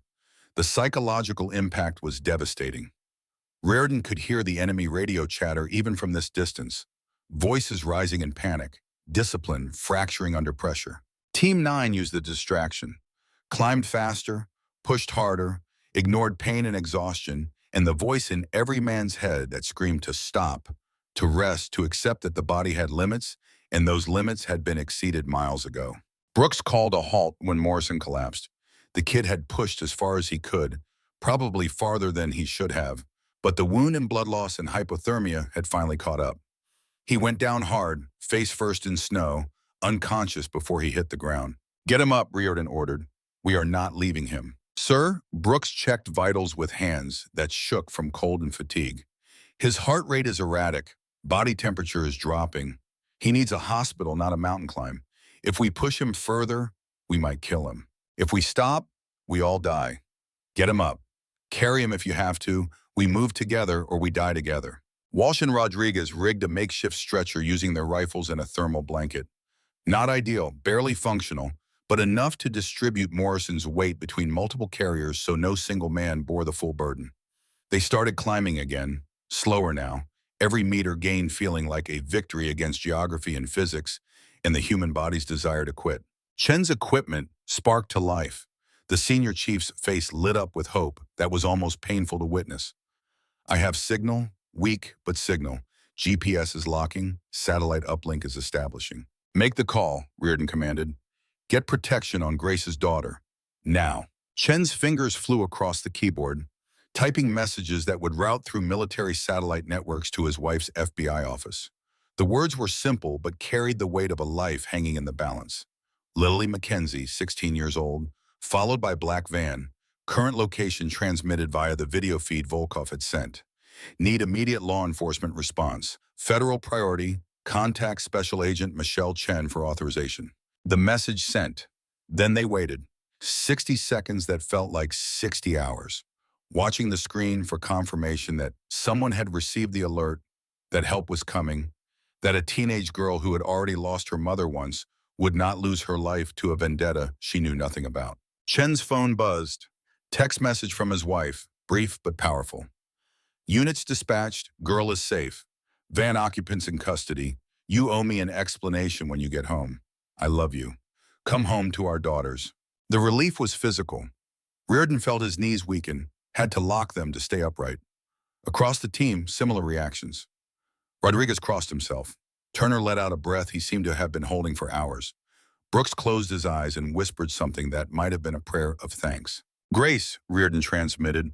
"Lily is secure. Law enforcement has her. The threat is neutralized." Silence on the radio. Then Grace's voice, thick with emotion that 5 years of mountain survival had not fully suppressed. "Thank you. God, Jimmy, thank you. I need 5 minutes. Then I am coming to you." "Negative," Rearden said. The word came out harder than intended. "You stay on mission. Keep Volkov occupied. We need another 20 minutes to establish full satellite uplink and call an extraction." "My daughter is safe," Grace said. "The mission is over. I am extracting with you." "Your mission is not over until Volkov is dead or captured. You said it yourself. This is personal. You have been hunting him for years. Finish it." The silence stretched. Rearden could almost hear Grace thinking, processing, fighting between the desire to see her daughter, and the need to eliminate a threat that had terrorized these mountains for too long. "Jimmy," she said finally, "if I go after Volkov now, I might not come back. He has me outnumbered 80-1. I have been lucky so far, but luck runs out. I want to see Lily, want to tell her I am alive, want to hold my daughter one more time before I die." "Then do not die," Rearden said. "Come back with us. We call in air support. We level this entire operation from the sky. Volkov dies and you get to go home." "You know it does not work that way. Volkov will disappear the moment he knows I am gone. We'll rebuild somewhere else. We'll keep killing until someone stops him permanently. That someone has to be me." "Why?" Walsh demanded. His voice carried frustration born from watching too many good people choose death over survival. "Why does it have to be you? You have given 5 years to this mountain. You have killed almost 250 enemies. You have earned the right to walk away." "Because Lieutenant Park was my responsibility," Grace said. Each word came out careful and measured, like she was explaining something obvious to people who refused to understand. "Because Sergeant Vasquez trusted me to get her home. Because Corporal Bradley was 24 years old with parents waiting for him. Because I lived and they died, and that means something. That means I owe them a debt that can only be paid one way. By dying too, that is not honor, that is suicide. Maybe. But it is my choice. The first real choice I have made in 5 years. Everything else has been reaction, survival, instinct. This is me deciding how my story ends." Rearden knew that tone, had heard it before in soldiers who had made peace with death, who had crossed some internal threshold where survival became less important than purpose. Nothing he could say would change her mind. Nothing except giving her something more important than revenge to live for. "Grace, listen to me. Lily is safe right now, but she is going to need more than safety. She is going to need her mother, not the memory of a hero who died twice, not a ghost who watches from distance. Her actual mother, alive, present, flawed and scarred and broken maybe. But there, do not take that from her. Do not make her bury you again." The words hit their mark.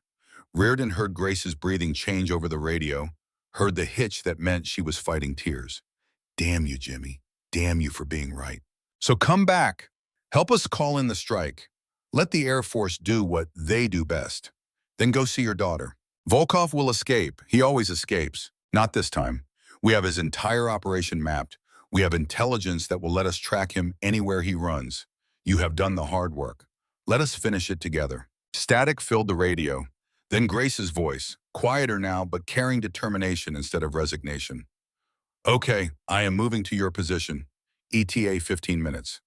But Jimmy, if Volkov tries to run before air support arrives, I am taking the shot. I did not survive 5 years in hell to let him walk away." "Understood. Just get here alive. That is an order, Captain." "Sir," Chen interrupted, "we have a problem. The satellite uplink is degrading. Storm interference is getting worse. I can maintain communication for maybe another 10 minutes. After that, we are dark again. How long until you can request air support?" "I need stable connection for at least 5 minutes to transmit coordinates and threat assessment. Right now, I am getting maybe 90 seconds before signal drops. Not enough time. Can we move to better position? We are at the highest accessible point within 20 kilometers. Anywhere else means climbing for hours, time we do not have. Then we hold here and pray the weather clears enough for you to make the call." "Sir," Turner said. His voice carried the careful tone of someone delivering bad news to a superior officer. "I am monitoring enemy communications. Volkov knows we are up here. He is repositioning forces, sending 2 squads to our location. ETA 12 minutes. 12 minutes. They had 12 minutes before 20 or more trained killers reached their position. Morrison was unconscious. Chen needed to focus on communication. That left 5 men combat effective against superior numbers approaching from lower ground with the advantage of cover and mobility. Walsh read Rearden's expression. We can hold them. Good defensive position, high ground, limited approaches. Classic last stand scenario. I am tired of last stands, Rearden said. I want a victory. I want to get everyone home alive. Then we need Grace. Need her killing anything that tries to climb this mountain. She is 15 minutes out. They will be here in 12. Then we buy 3 minutes. Rodriguez, what do you have for area denial? The demolitions expert checked his dwindling supplies. 2 claymore mines, 3 fragmentation grenades, 1 thermite charge. Not much, but enough to make them pay for every meter. Set the claymores on the most likely approach routes. Save the grenades for danger close. The thermite is our ace. We use it to destroy equipment if we have to abandon position. Turner looked up from his laptop. Sir, if we destroy the communication gear, we lose our only way to call for extraction. If we are overrun, extraction does not matter. Set charges. We blow everything before it falls into enemy hands. The team moved with practiced efficiency. Rodriguez placing claymores with the precision of someone who understood exactly how much damage they could inflict and exactly where that damage needed to happen.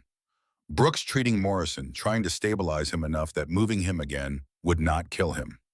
Chen working his communication equipment like a safecracker, working a lock, trying every trick he knew to coax signal from satellites that were barely above the horizon. Walsh positioned the team in a defensive perimeter, each man given a sector to watch, each man understanding that if the enemy reached this position, the fight would be measured in seconds, not minutes.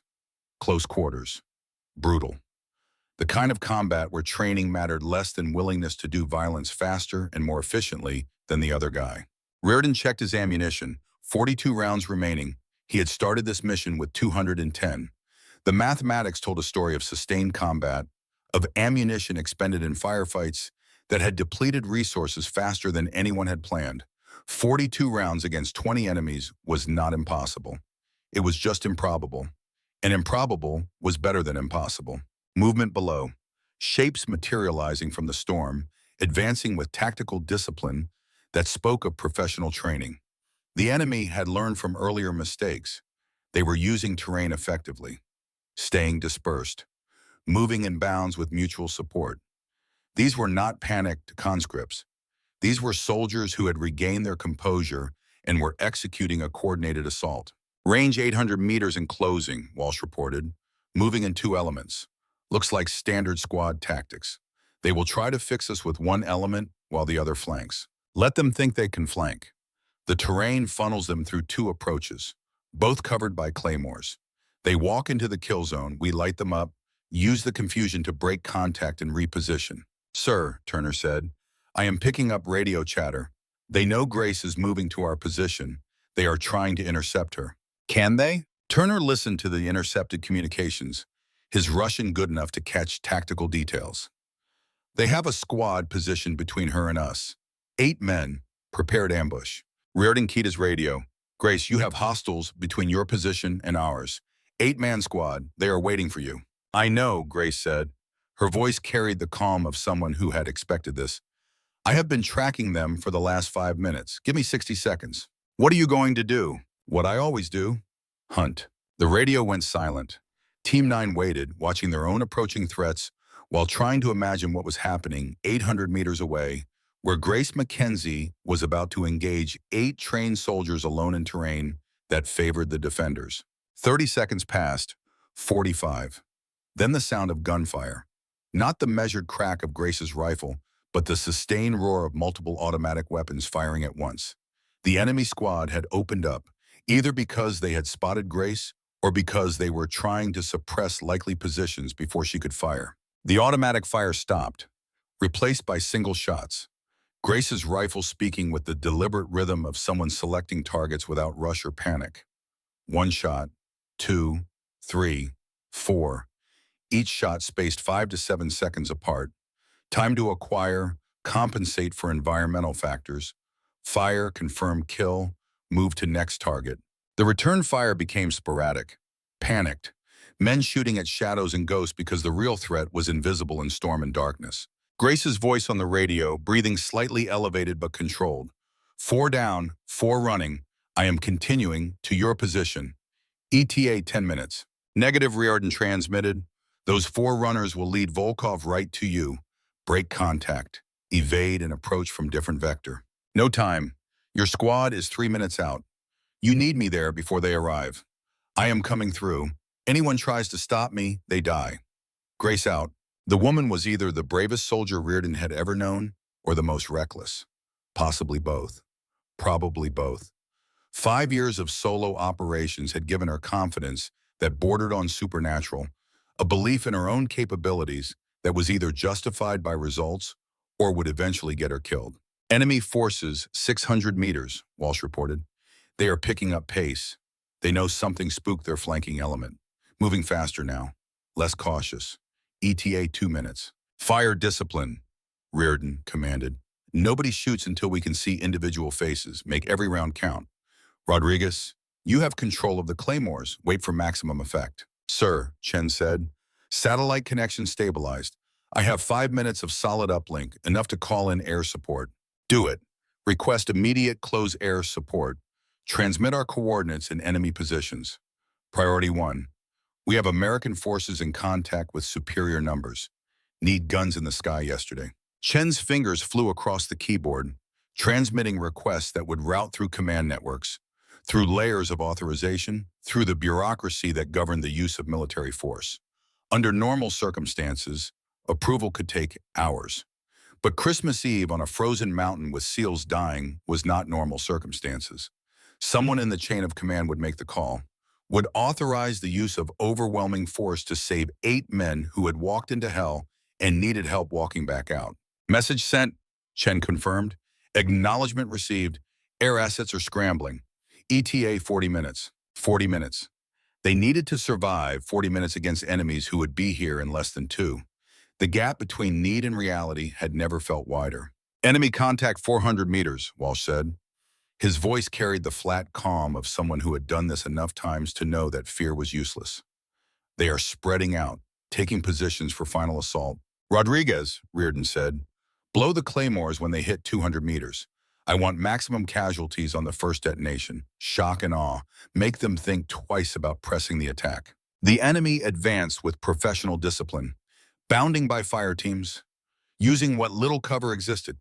They knew they were walking into a prepared position, but they came anyway because that was what professional soldiers did. They completed the mission even when the mission was dangerous, even when some of them would not survive. 200 meters. Rodriguez triggered both claymores simultaneously. The explosions were catastrophic in the enclosed terrain.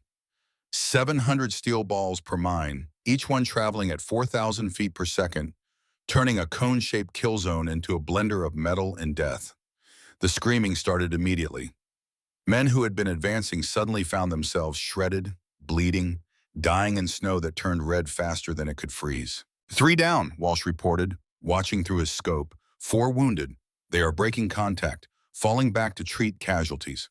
Do not let them regroup. Suppressive fire, keep their heads down. Team 9 opened fire.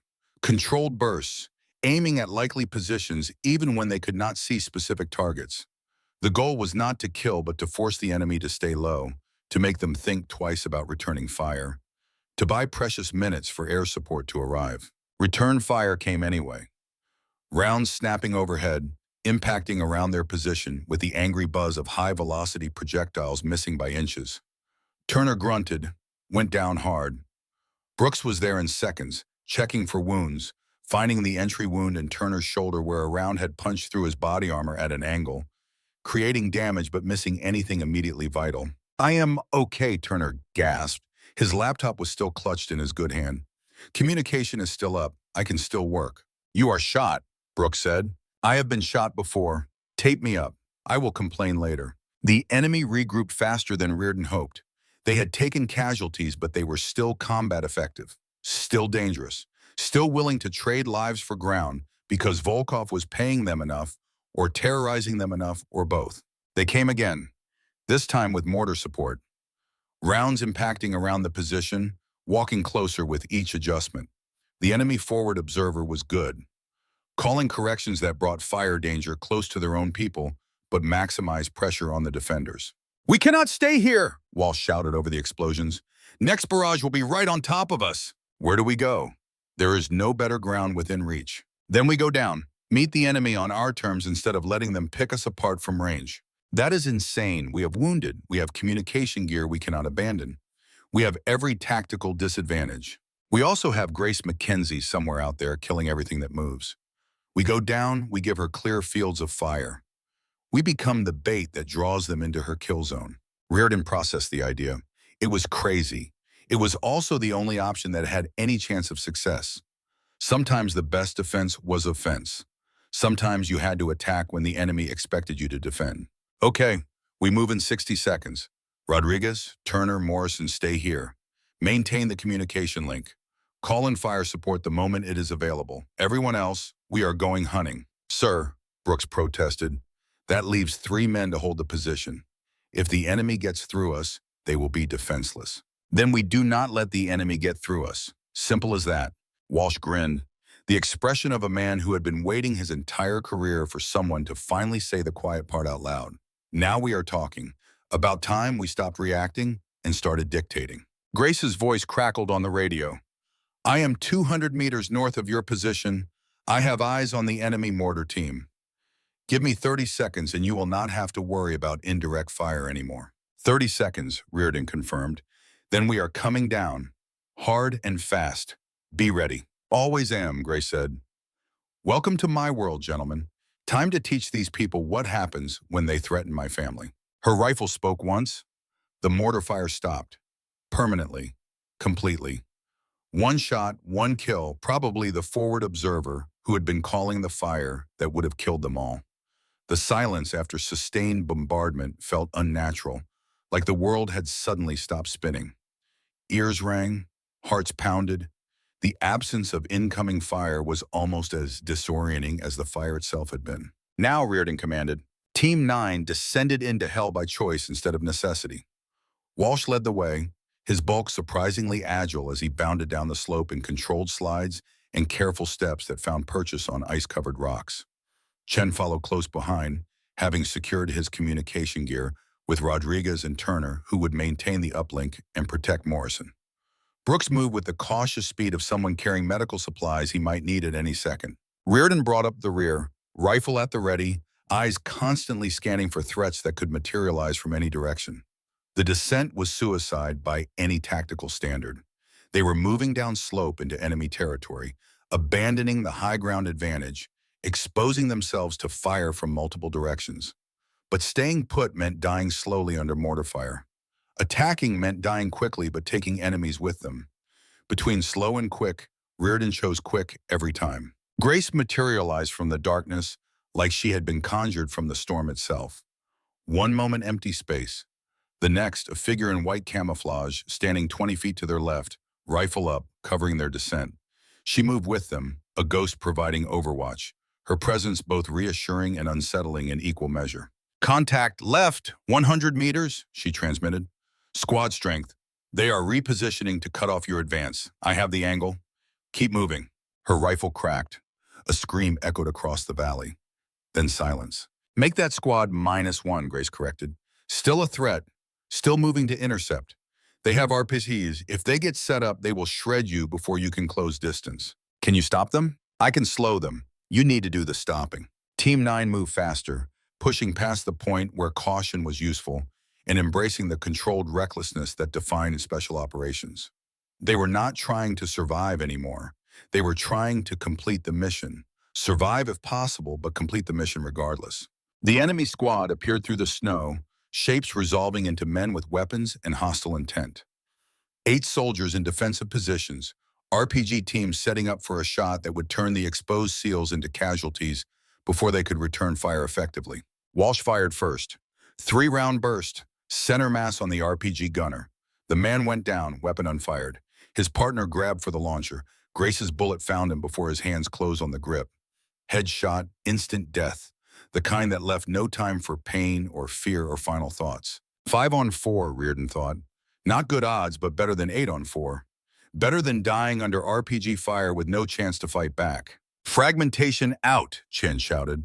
The grenade arced through darkness, a perfect throw that landed in the center of the enemy position. 3 seconds later, it detonated, shrapnel shredding everything within its kill radius. 2 more enemies down, wounded, screaming, no longer combat effective. 3 left. Team 9 closed the distance with the speed born of decades of training and the desperate knowledge that hesitation meant death. Walsh hit one enemy with a controlled pair, 2 shots to the chest that punched through body armor and vital organs. Brooks took another with a headshot that was more luck than skill, but no less effective. The last enemy tried to run. Grace's bullet caught him mid-stride, leg shot. Deliberate. The man went down hard, screaming in pain and terror. Walsh reached him in seconds, weapon trained on the downed soldier's head. Who else is here? How many? Where is Volkov? The enemy soldier spat words in Russian, defiant despite the pain, despite knowing he was going to die. Chen translated, "He says we are all dead. Says Volkov has prepared something special. Says the mountain will be our grave." "Where is Volkov?" Walsh repeated, this time in Russian, this time with his rifle pressed against the man's forehead hard enough to leave a mark. More Russian, bitter laughter, then words that made Chen's face go white. "Sir," Chen said. His voice shook. "This soldier says Volkov is not here. Never was. This whole operation is a trap. Volkov is in Virginia with a secondary team. He is going after our families." The words hit like physical blows. Rearden felt his heart stop, felt the world narrow to a single point of absolute horror. Virginia, where his daughter Sarah lived, where Chen's wife waited with twins due any day, where Morrison's fiancé taught school and worried every single day, where every family connected to Team 9 trusted that their soldiers were far away fighting distant enemies, not bringing war to their doorsteps. Grace appeared beside them, her rifle still smoking from the last kill. She looked at the enemy soldier with eyes that had seen too much death to be shocked by anything. Then she looked at Rearden and understood immediately. "He is lying," she said, but her voice lacked conviction. She wanted it to be a lie, needed it to be, but believed it might be truth. Chen was already on his radio trying to reach his wife. The call would not connect. Too much interference, too much distance, too much of everything that separated them from the people they loved and were sworn to protect. "Turner," Rearden transmitted. "The satellite link. Can you reach stateside? Can you warn them?" Turner's voice came back strained with pain and effort. "Negative, sir. I have uplink for military frequencies only. Cannot reach civilian networks. Cannot make phone calls. Can request air support, but cannot warn families." "Do it anyway.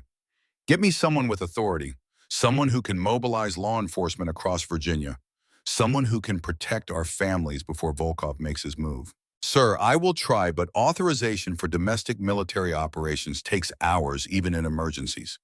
We are talking about deploying armed forces on American soil. That requires approval from levels above my pay grade. Then start making calls. Work up the chain until you find someone with the authority and the willingness to use it." The enemy soldier laughed again. Chen did not need to translate. The mockery was universal. They were too late. Whatever Volkov had planned was already in motion. Grace knelt beside the wounded man, placed her rifle barrel against his knee. The soldier's laughter stopped. Fear replaced mockery. He understood what was coming. "Where is Volkov?" Grace asked in perfect Russian. Her accent was flawless, trained by years of listening to enemy communications and studying their language until she could think in it. The soldier said nothing. Grace pulled the trigger. The kneecap exploded.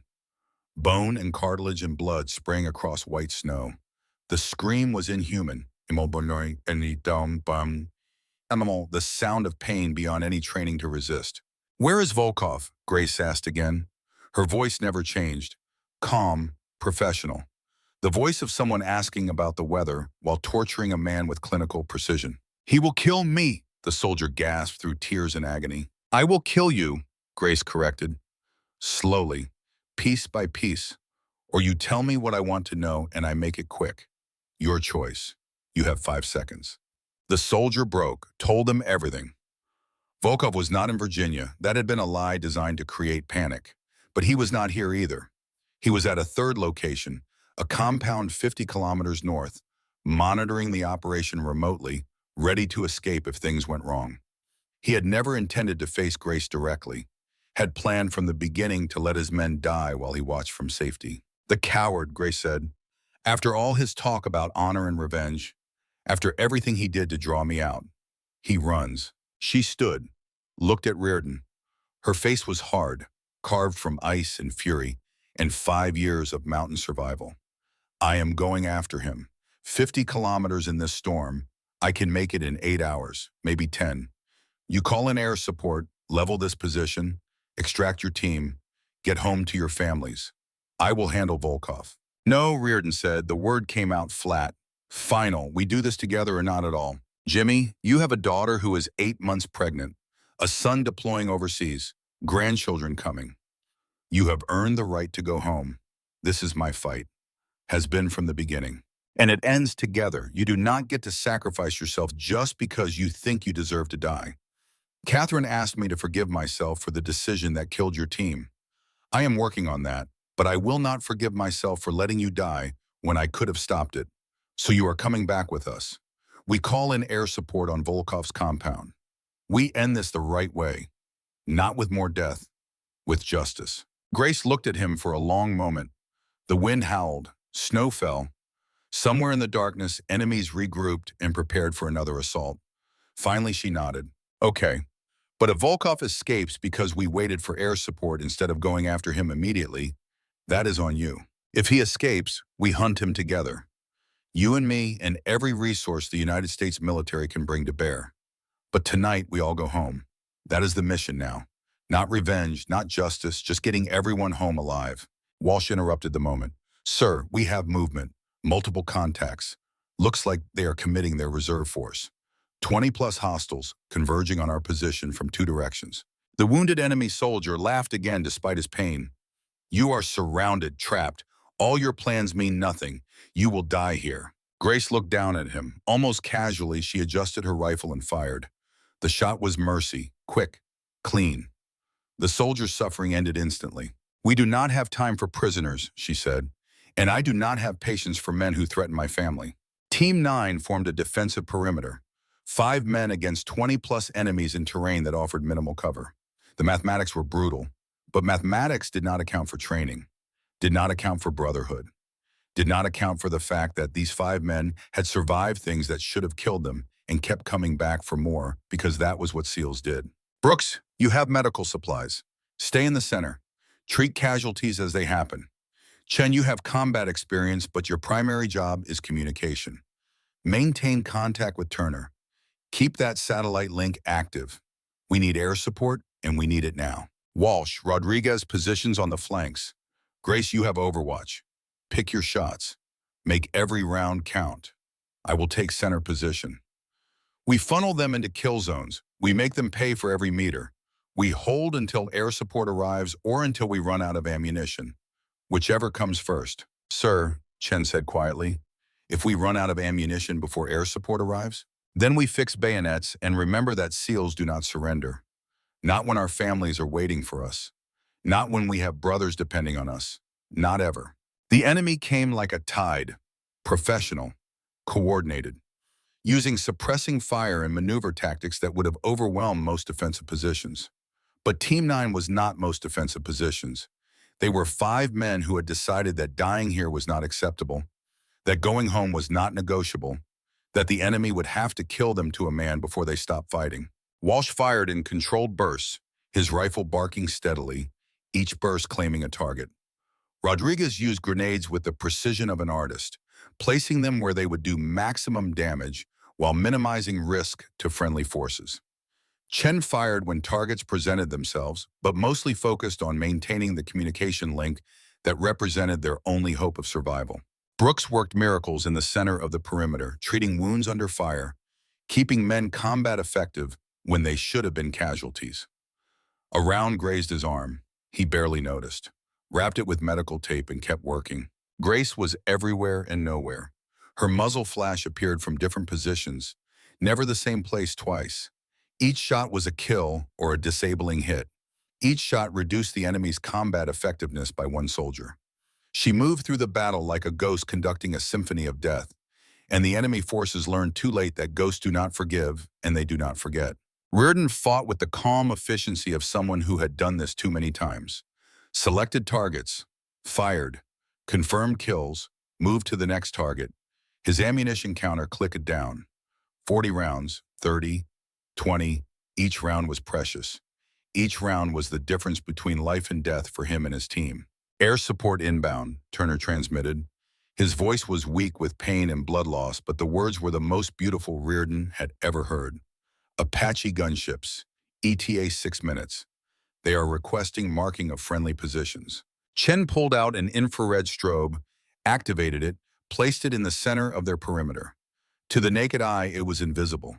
To the thermal optics on the inbound helicopters, it would shine like a beacon, marking them as friendlies, ensuring the guns pointed at the enemy instead of the people they were coming to save. All units, Rearden transmitted. Air support is 6 minutes out. We hold for 6 minutes. Then this mountain becomes a free fire zone for anything that is not us. Conserve ammunition. Make them pay. Make them regret ever threatening American soldiers and American families. The enemy forces had heard the transmission, knew what was coming, some broke, ran, abandoned the fight in favor of survival. Grace let them go.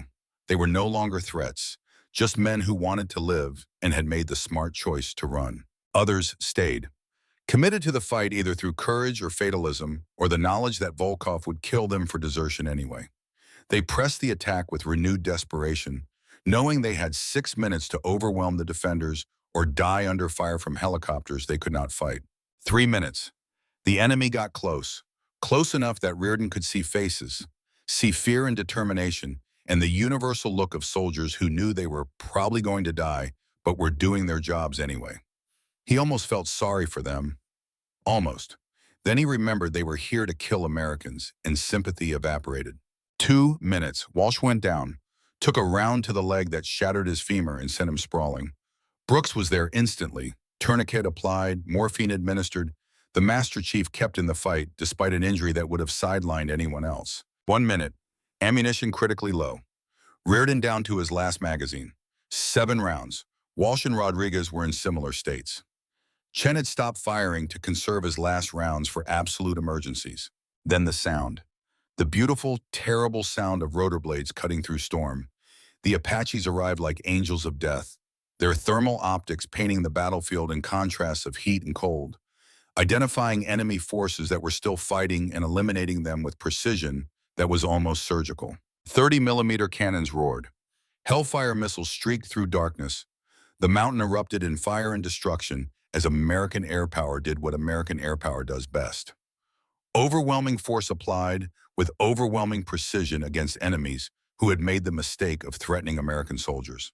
The battle ended, not with a whimper, but with the smoldering ruins of enemy positions and the broken bodies of men who had gambled against the United States military and lost. Team 9 stood in the sudden silence, battered, bleeding, but alive.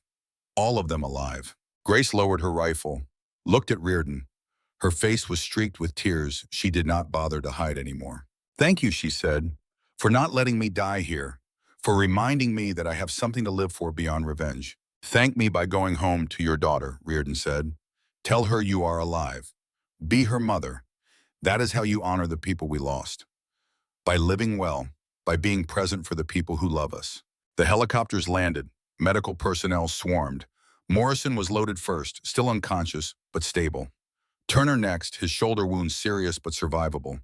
Walsh fought against being carried, but was overruled by Brooks, who simply picked up the Master Chief and put him on a stretcher. Grace hesitated at the helicopter door, turned back to look at the mountains that had been her home and prison for 5 years.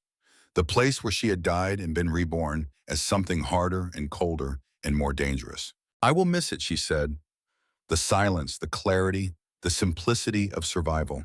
"Visit any time," Rearden said.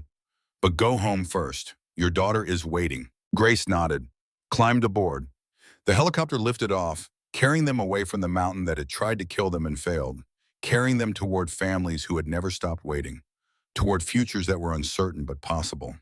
As the mountain receded below them, Rearden looked at his team, wounded but whole, broken but unbeaten.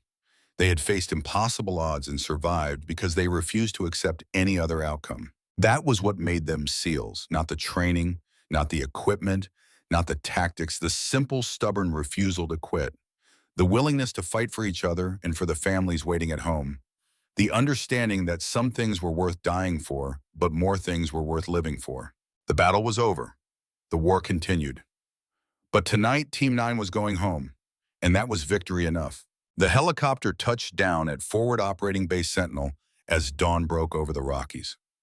Christmas morning, Team 9 had spent Christmas Eve fighting for their lives while families across America celebrated peace on Earth. Now they were back, battered and bleeding, but alive. Medical personnel swarmed the aircraft. Morrison was first off, still unconscious but stable. Brooks went with him, refusing to leave his patient despite his own injuries.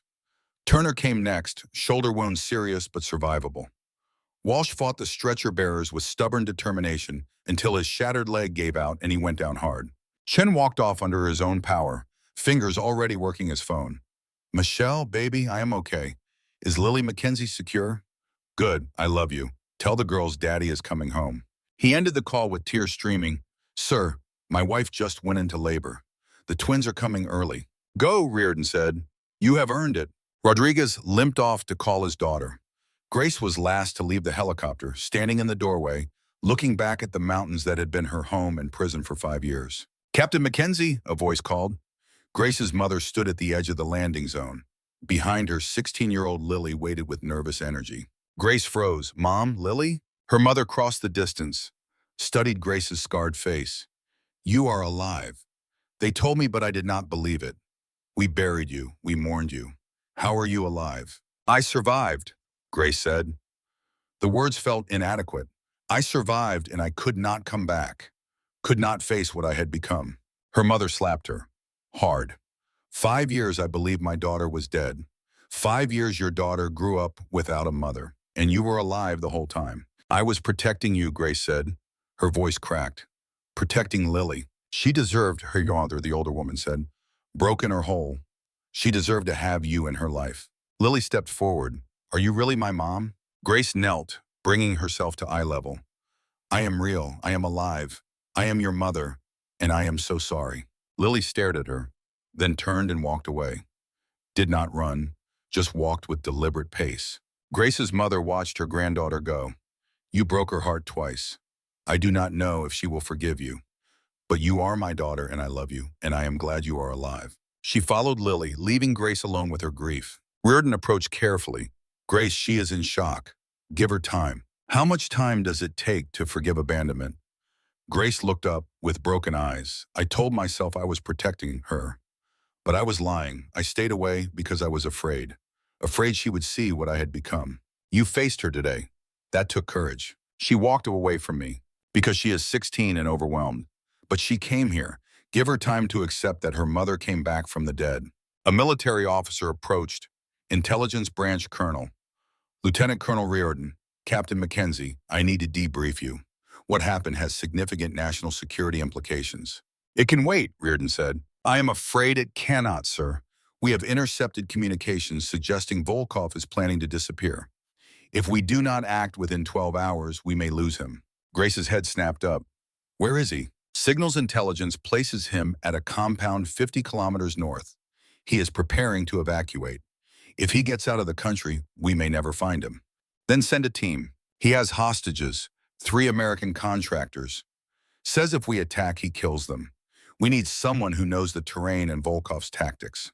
Grace and Rearden looked at each other, both too exhausted to say yes, both knowing they would anyway. "How long?" Rearden asked. 4 hours to plan and insert. After that, Volkov executes the hostages or uses them as human shields. "My team is in no condition," Rearden said. "Morrison is critical. Turner needs surgery. Walsh has a shattered femur. We are done." "There is no one else," the colonel said. "Every available unit is deployed or on stand down. 3 American lives hang in the balance. 3 contractors with families." The words hit exactly where intended. Rearden had spent 34 years keeping promises to people who trusted their government. He looked at Grace. "If I do this," she said slowly, "I need a promise. When it is over, I get full medical discharge. Honorable. With benefits. And I get help, real help. I do not want to be this anymore. I want to be Grace Mackenzie again." "Done," the colonel said. "Complete this mission and you get everything you asked for." Grace nodded. Give me 4 hours to plan. I need Rearden, just him.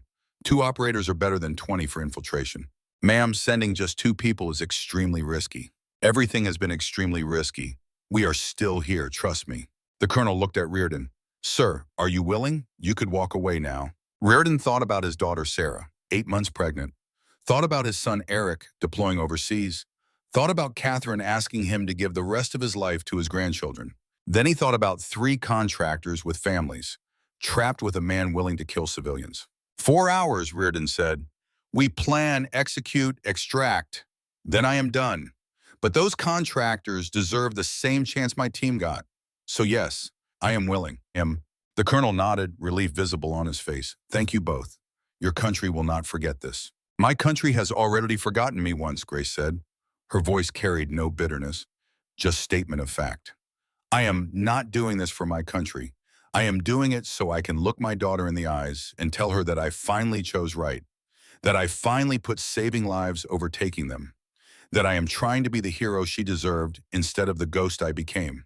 They moved to the operations center, a climate-controlled room filled with computer screens and satellite feeds in the technological apparatus of modern warfare. Grace studied the imagery with the intensity of someone reading a map to buried treasure, pointed to specific features, explained how the terrain could be used and exploited. Volkov will have sentries here and here, she said, overlapping fields of fire, standard defensive doctrine. But he will expect an assault from the south because that is where we engaged him. He will not expect infiltration from the north. That approach is considered impossible. Sheer cliff face, 300-meter vertical climb with minimal handholds. That is because it is impossible, the intelligence analyst said. No human could climb that in winter conditions. I have climbed it twice, Grace said. Once going up, once coming down. It is not impossible, just highly inadvisable, which makes it perfect for our purposes. You are talking about a 300-meter free climb, Rearden said, in the dark, in winter. After 72 hours of sustained combat with minimal rest, that is not a plan. That is a suicide mission. Do you have a better idea? Rearden studied the maps, saw what Grace saw. The southern approach was suicide, too exposed, too well defended. The eastern and western approaches funneled attackers into kill zones. The northern cliff was the only route that offered surprise at the cost of almost certain death if anything went wrong during the climb. No, he admitted. I do not have a better idea, but I am 58 years old. I have not done a free climb of that difficulty in 20 years. I am not sure I can make it. Then I go alone. Absolutely not. We do this together or we find another way. There is no other way and you know it. Grace's voice was gentle but firm. Jimmy, you have already done enough. You brought your team home. You saved my daughter. You reminded me that I am still human. Let me finish this. Let me do the one thing I am actually good at. You are good at a lot of things. Killing is just the one you have practiced most recently. It is the one that matters right now. Those contractors need someone who can infiltrate an enemy compound, neutralize threats, and extract hostages without triggering a massacre. That is not a skill you teach in basic training. That is something you learn by spending 5 years hunting enemies on their own terrain. Rearden knew she was right, hated that she was right, but could not deny the tactical reality. Grace had capabilities he did not, had experience in exactly this kind of operation, had proven over 5 years that she could accomplish things that should be impossible. Fine, he said. You climb. I provide overwatch from the southern ridge, sniper support. You run into trouble, I give you covering fire and create a distraction. Deal, but Jimmy, if this goes wrong, if Volkov kills me, I need you to tell Lily something. Tell her I loved her every single day. Tell her I watched over her from the mountains. Tell her everything I did, every person I killed, was to make the world safer for her. Tell her I tried. I will tell her, Rearden promised. But you are going to survive this. You are going to complete the mission and walk out alive and tell her yourself. That is an order, Captain. Grace smiled, the first genuine smile der Rearden had seen from her since they reunited. Yes, sir. I always did follow your orders, even the ones that nearly killed me. They geared up in silence. Grace selected weapons with the care of someone who understood that equipment was the difference between life and death. A suppressed rifle for distance work, a pistol for close quarters, knives because ammunition ran out but blades never did. climbing gear rated for technical ascents in extreme conditions. Rearden checked his own equipment. His role was simpler. Get to the southern ridge, set up a sniper position, provide support if needed, extract Grace and the hostages once the mission was complete. Standard Overwatch procedure, except nothing about this was standard. They loaded into a helicopter as the sun climbed higher. Christmas morning continuing while they prepared for a mission that would probably get them killed. The flight was short, 15 minutes to the insertion point, 15 minutes of silence broken only by the rotor noise and their own thoughts. Grace stared out the window at the mountains passing below.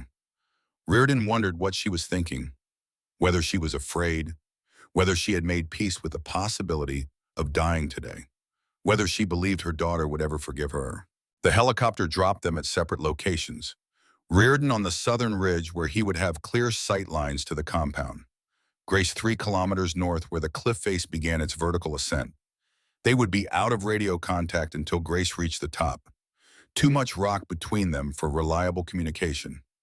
She would be alone. Again. Just like she had been for 5 years. Except this time she was choosing it. This time it was for something beyond survival.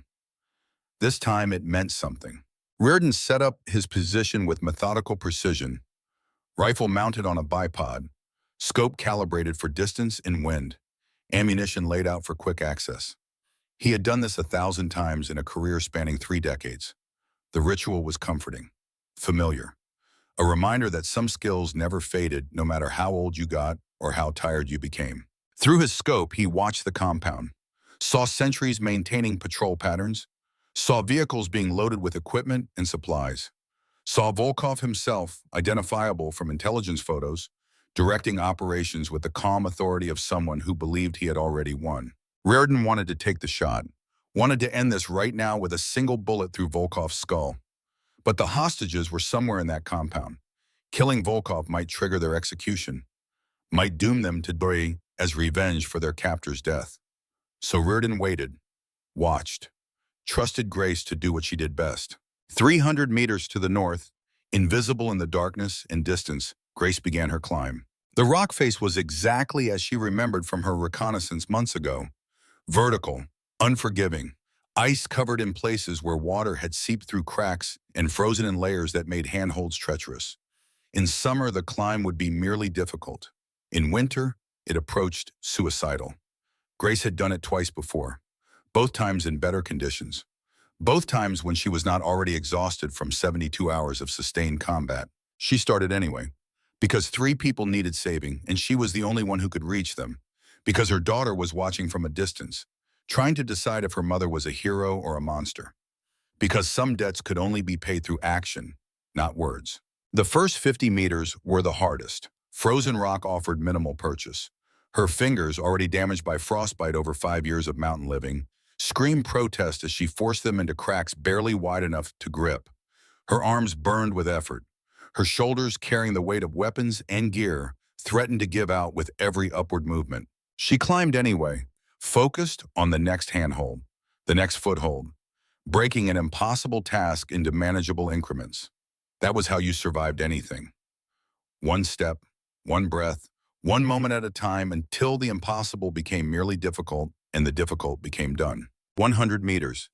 Halfway. Her fingers were bleeding now, leaving small traces of red on frozen stone. The cold had numbed them enough that pain was distant, abstract. That was dangerous. Meant she could not feel when she was losing her grip. Had to rely on visual confirmation that her hands were actually holding instead of trusting sensation that had been frozen into nothing. She looked down once, saw the drop that would kill her if she fell, saw the rocks that would break her body into pieces too small to identify. Looked back up. Down was death. Up was possibility. The choice was simple, even if the execution was not. 150 meters. 3/4. The compound was visible now, lights blazing despite the early hour. She could hear voices carrying on the wind. Russian. Tense. Volkov's men knew something was wrong. Knew the mountain had gone quiet after days of sustained combat. Knew that quiet meant either victory or something worse than defeat. 200 meters. Her right hand slipped. For one terrible second, she hung by 3 points of contact, gravity trying to claim her, death reaching up with patient hands.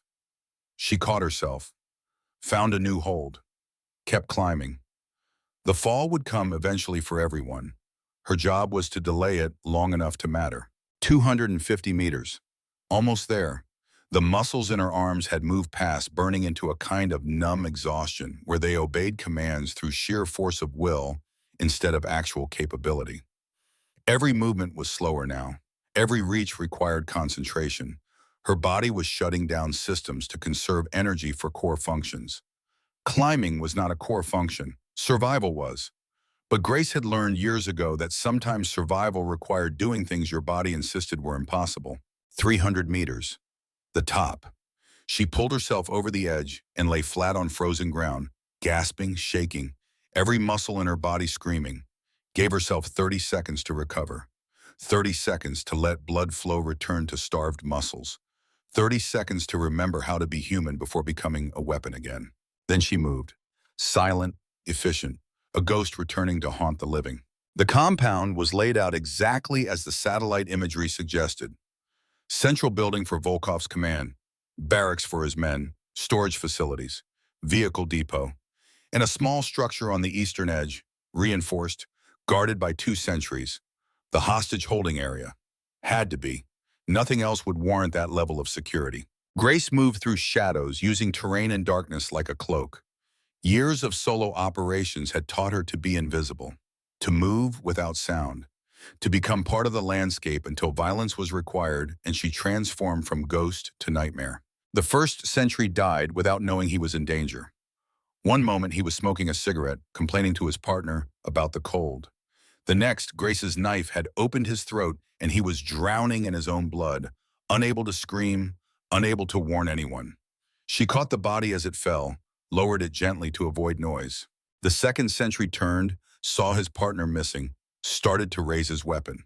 Grace's suppressed pistol coughed twice. Both rounds center mass. The man went down hard, not silent but quiet enough that the sound was lost in wind and distance. She reached the hostage building. The door was locked, heavy steel, designed to keep people in, not to keep people out. Grace placed a small breaching charge on the hinges, shaped explosive that would blow the door open without killing everyone inside. Probably. Breaching was always a gamble. You calculated risks and hoped mathematics was on your side. She triggered the charge. The explosion was sharp, loud, unavoidable. Stealth was over. Speed was everything now. The door fell inward. Grace went through low and fast, weapon up, scanning for threats. Found 3 Americans zip-tied to chairs. 2 men, 1 woman. Dirty, exhausted, terrified, but alive. Federal operator, Grace said, kept her voice calm, authoritative. I am here to get you out. Stay quiet, stay close. Do exactly what I tell you and you will see your families again. She cut their restraints with her knife. The woman sobbed with relief. One of the men tried to thank her. Grace cut him off. Save it, we are not clear yet. Can you run? They nodded. Adrenaline was a powerful drug. These people had been captive for days, thinking they would die. Now someone was offering them hope. They would run until their hearts exploded if that was what survival required. Grace led them out of the building into chaos. The explosion had alerted the compound. Lights were coming on. Men were shouting. Someone was organizing a response. They had maybe 60 seconds before armed enemies converged on their position. Stay behind me, Grace commanded. She moved toward the perimeter, hostages following like baby ducks, following their mother. When enemies appeared, Grace killed them with the cold efficiency of someone who had done this too many times to count. Suppressed pistol for close targets. Knife when ammunition needed conserving.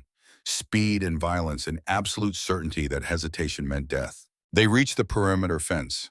Grace cut through it with wire cutters, created an opening large enough for bodies to fit through. Go north. 300 meters. You will find a cliff edge. There is rope anchored at the top. Rappel down. Do not stop. Do not look back. Just go. What about you? The woman asked. I am buying you time. Now move. The hostages ran. Grace turned back to face the compound. Drew her rifle. Found a position with good sightlines and limited approaches.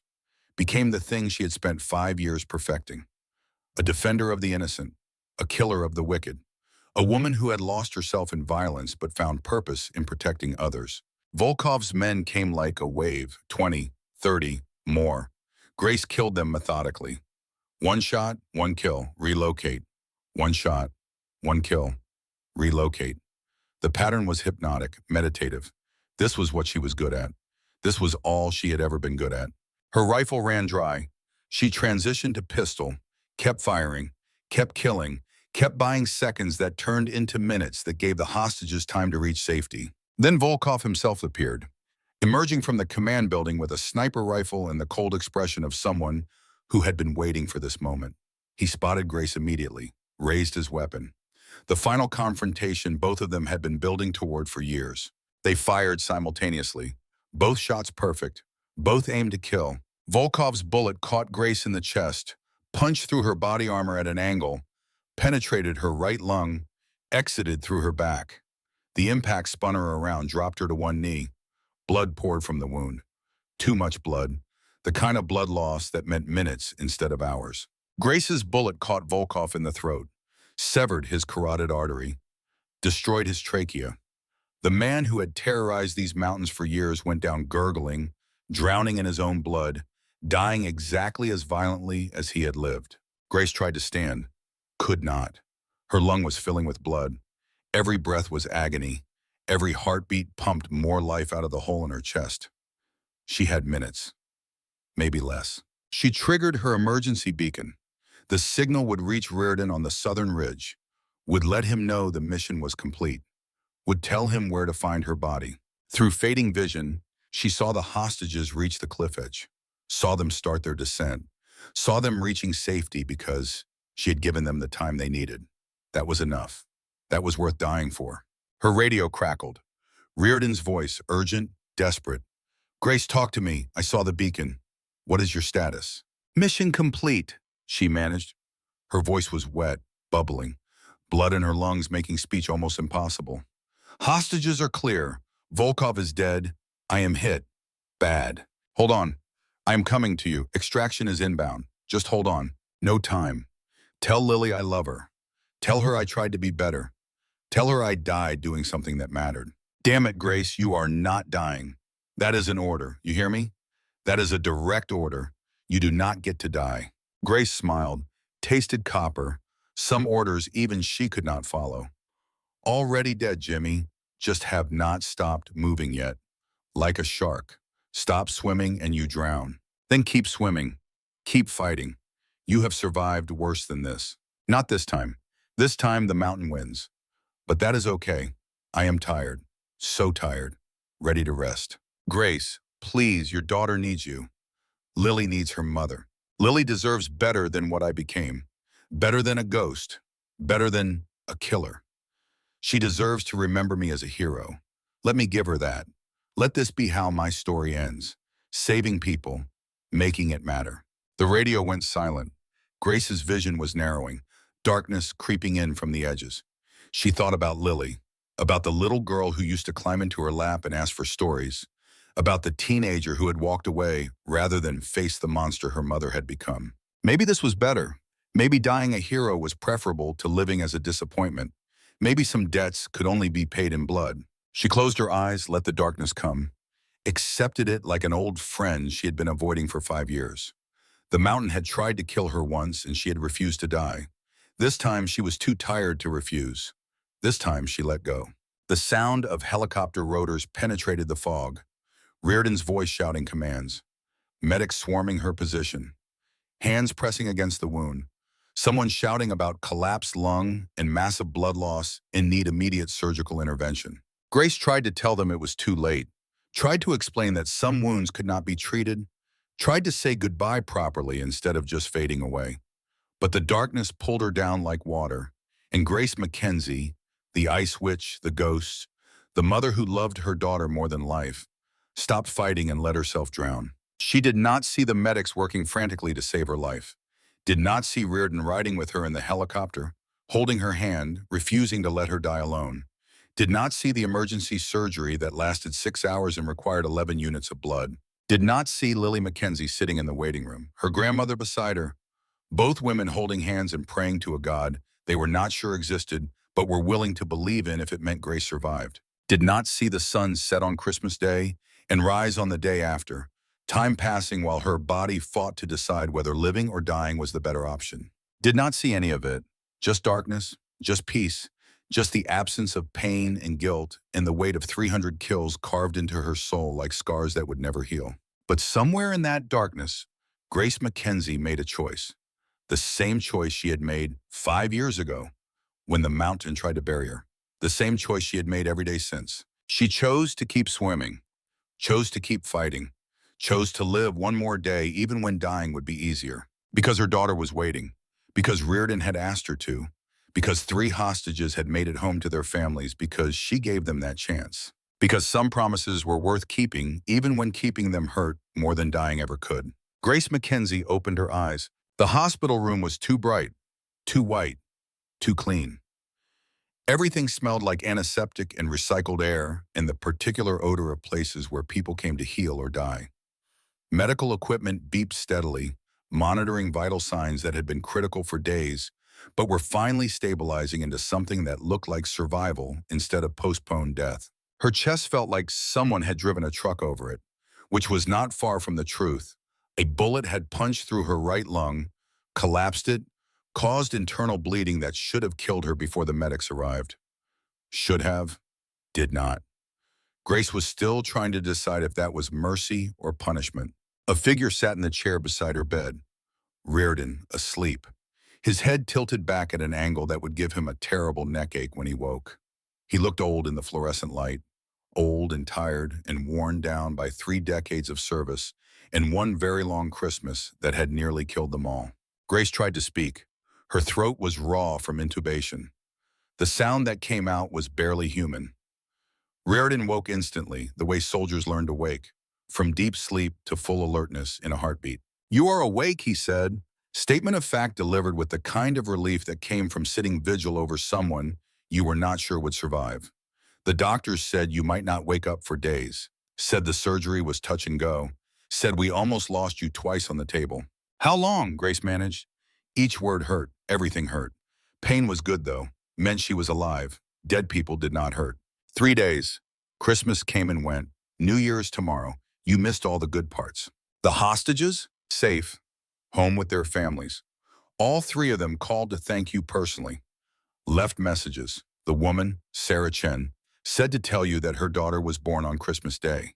Named her Grace, after the woman who saved her mother's life. Grace felt tears on her face. Could not remember the last time she cried. 5 years on a mountain had frozen that capability. Apparently nearly dying had thawed it.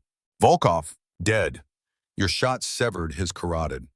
He bled out in under 2 minutes. The compound has been secured. His operation is finished. The mountains are safe again. My team? Rearden's face softened. Morrison woke up yesterday. Full recovery expected. Turner had surgery. They pinned his shoulder back together. He will be fine. Walsh is already demanding to be released despite the fact that his leg is held together with enough metal to set off airport detectors. Chen became a father to twin girls on Christmas morning. Missed the actual birth by 20 minutes, but was there for everything after.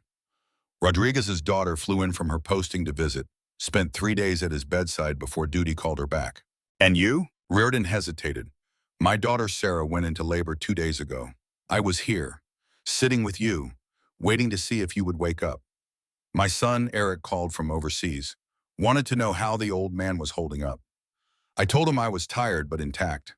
Told him his sister was about to make me a grandfather. Told him I loved him and was proud of him and to stay safe. You should have been with Sarah, not here with me. I made a promise to Catherine that I would be there for the grandchildren. But I also made a promise to you that I would not let you die alone, that I would bring you home. I am trying to keep both promises. It is harder than I expected. The door opened. A nurse entered, checked monitors, adjusted IV drips, made notes on a chart. Professional, efficient. She had probably seen 1,000 patients in this room.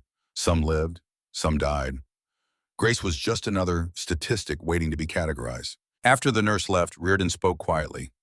Your mother has been here every day, sitting in the waiting room. She will not leave. Says she is not losing you twice. Lily came with her the first day. Has not come back since. The words hit harder than the bullet had. Grace had survived combat and surgery, and 3 days of touch-and-go recovery. But knowing her daughter would not visit felt like a wound that no surgery could repair. "She hates me," Grace said. "Cannot blame her. I would hate me too." "She does not hate you. She is 16 and terrified and processing trauma that no child should have to process.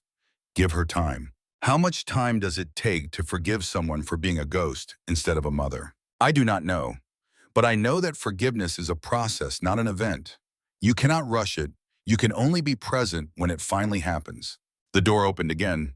This time, not a nurse. Grace's mother entered, carrying coffee that had probably gone cold hours ago. She saw Grace awake and froze. The cup slipped from her hand, coffee spilling across the floor.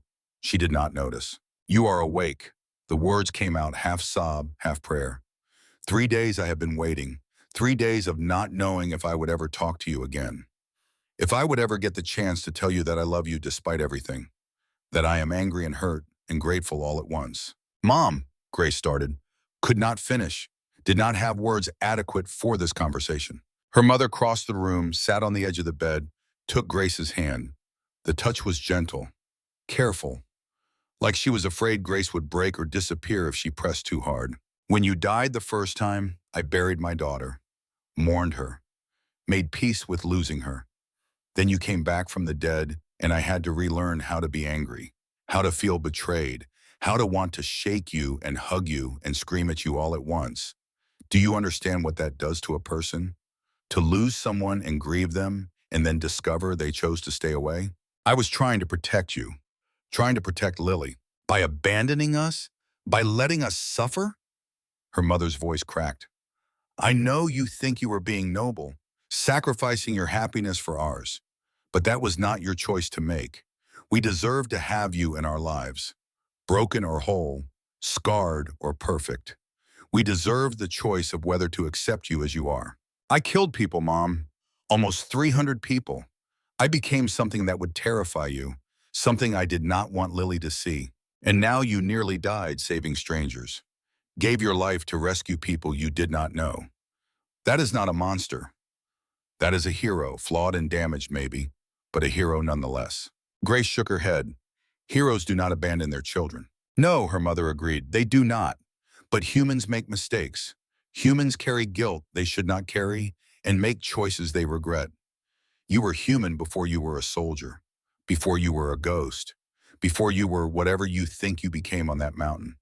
You were my daughter. You are still my daughter. And I love you. Even when I am angry at you, even when I do not understand you, I love you." The tears came harder now. Grace had spent 5 years not crying, not feeling, not allowing herself the luxury of human emotion because emotion was weakness and weakness meant death. But her mother's words broke something inside her. Broke the walls she had built. Broke the armor she had worn.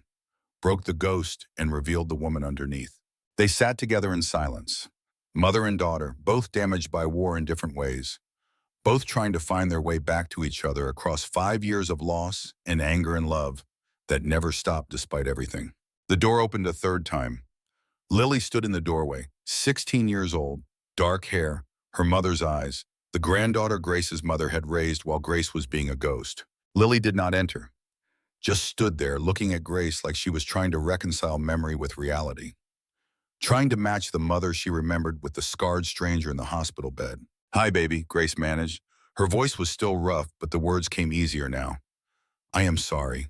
For everything, for dying, for not coming back, for not being the mother you deserved." Lily took one step into the room, then another. Slow, careful, like approaching a wild animal that might run or attack.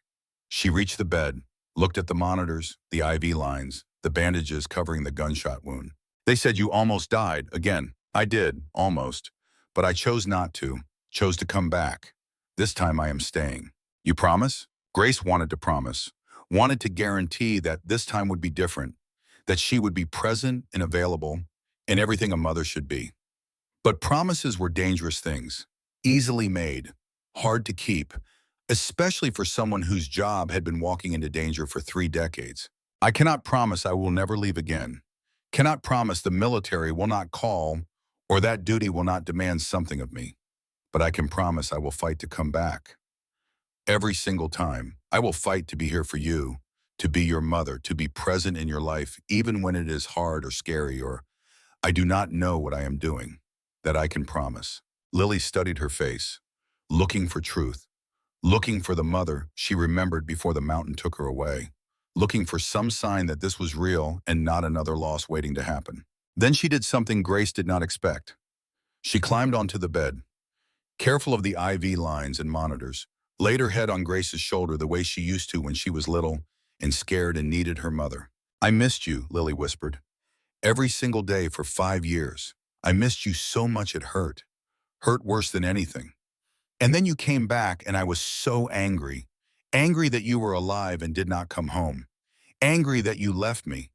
Angry that I was happy you were back because being happy felt like betraying the grief I had carried for so long. I know, baby, I am sorry. Grandma says you saved people, that you rescued hostages and killed the bad guy and almost died being a hero. I did what I had to do. Are you done now? Done being a soldier? Done saving the world?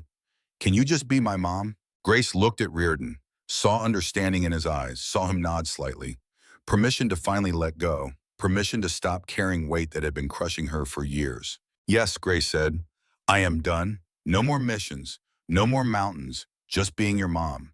Learning how to do that again. It will not be easy. I do not know if I remember how, but I will try. Every single day I will try. Lily cried then, quiet tears that soaked into Grace's hospital gown. Grace held her daughter and cried too, both of them releasing years of grief and loss and the desperate hope that maybe, finally, they could find their way back to each other. Grace's mother joined them on the bed. 3 generations of Mackenzie women, all damaged by war, all struggling to heal, all choosing to stay together despite how much easier it would be to walk away. Rearden stood quietly, witnessing this moment that was not his, but mattered anyway. Witnessing a family trying to rebuild.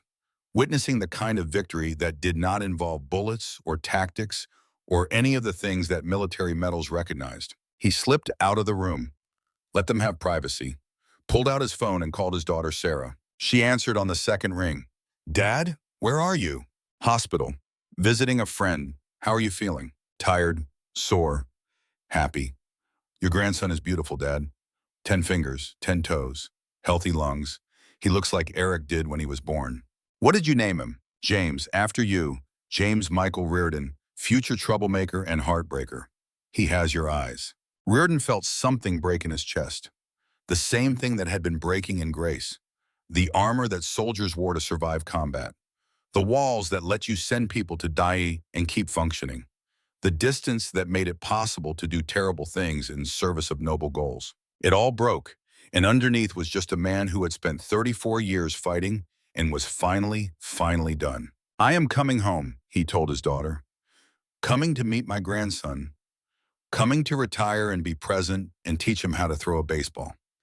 Coming to keep the promise I made to your mother.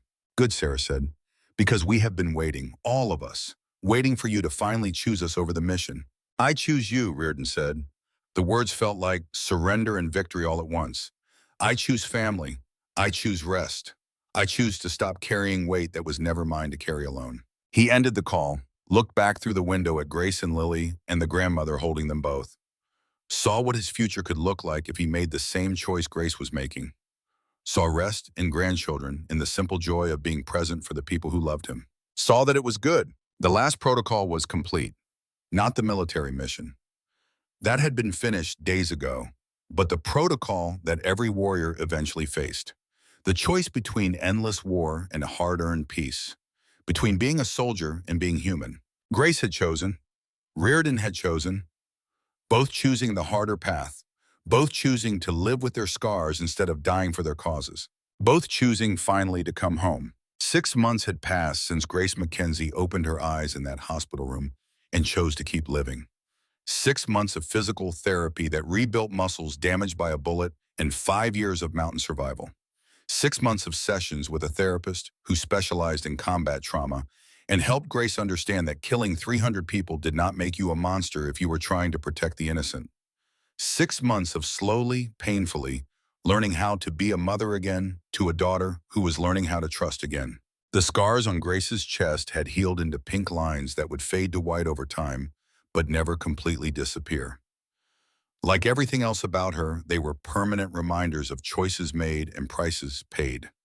She traced them, sometimes in the mirror, counting the cost of survival, wondering if she had paid too much or not enough. The apartment was small, 2 bedrooms in a quiet Virginia suburb, close enough to her mother's house that Lily could walk between them, but far enough that Grace had her own space to work through the process of becoming human again. The walls were mostly bare. Grace had not accumulated possessions during 5 years on a mountain, had not needed photographs or decorations or any of the things that made a house a home. She was learning, slowly. Lily's room was different. The teenager had claimed the space with posters and books and the organized chaos that 16-year-olds created. She had moved in 3 months ago, after weeks of family therapy sessions where everyone said hard things and cried and slowly built bridges across 5 years of absence. The decision to live with Grace instead of staying with her grandmother had been Lily's. Grace had not asked, had not wanted to pressure. But when Lily showed up with suitcases and announced she was staying, Grace had cried for an hour. They were learning each other, learning how to navigate the space between who Grace had been and who she was now. Learning how Lily had changed from the 11-year-old child into a young woman with opinions and dreams and a stubborn streak she had definitely inherited from her mother. Learning that love did not fix everything, but made the fixing possible. Grace stood in the kitchen making breakfast. Scrambled eggs and toast. Simple. The kind of meal she could manage without burning. Cooking was another skill she was relearning. 5 years of eating whatever you could scavenge or hunt did not prepare you for normal domestic life. But she was trying. Every morning she tried. Lily emerged from her room, hair still wet from the shower, wearing her school uniform. She had started at a new high school in January, transferred from her old one to be closer to Grace. The transition had been hard. New friends, new teachers, new everything. But Lily handled it with the same determination Grace recognized in herself. Mackenzie women did not quit. They adapted. "Morning," Lily said. She poured herself orange juice, grabbed a piece of toast. "Thanks for making breakfast." "You are welcome." Grace set a plate of eggs in front of her daughter. "How did you sleep?" "Okay, had that dream again. The one where you are still on the mountain and I am trying to find you but cannot." Grace's chest tightened. Lily had nightmares. Not every night anymore, but often enough. Dreams where Grace disappeared again. Dreams where their reunion had been a hallucination and Lily woke to find her mother still dead and buried. The therapist said it was normal. Said trust rebuilt slowly when it had been shattered. Said Lily needed time to believe Grace was really staying. "I am here," Grace said. "Every morning I am here. Every night I will be here. That is a promise." Lily nodded, ate her eggs in silence. Then almost casually, "Do you ever miss it?" "The mountain, the quiet, being alone." "Every single day," Grace admitted. The honesty was important. The therapist had been clear about that. No more secrets. No more protection through deception. Just truth, even when truth was hard. "I miss the simplicity, the clarity. Out there, everything was survival. Here, everything is complicated. But I would not go back. Would not trade this for anything. Even when I am being a terrible teenager, especially then. Because terrible teenagers grow into amazing adults. And I want to be here to see that. Want to see who you become." Lily smiled, small but genuine. These moments of connection were still rare, still precious. Grace hoarded them like treasure. "I have orchestra practice after school," Lily said. "Should be home by 6. We still doing movie night?" "Absolutely." "Your choice this time. I survived your last pick. That zombie thing. It was a classic. It was terrifying. I have seen Combat. That movie was worse." They both laughed. The sound felt good, normal, like maybe they were going to be okay. After Lily left for school, Grace cleaned the kitchen and prepared for her own day. She worked part-time now at a veterans center, helping other soldiers to transition from military to civilian life. The irony was not lost on her. She was barely managing her own transition, but somehow helping others with theirs. Maybe that was the point. Maybe you learned by teaching. Maybe you healed by helping others heal. Her phone buzzed. Text message from Rearden. "Team reunion tonight. Walsh's house. 7 p.m. Bring Lily if she wants to come. Eric will be there on video call from overseas." Grace stared at the message. Team 9 gathered once a month now, sometimes more.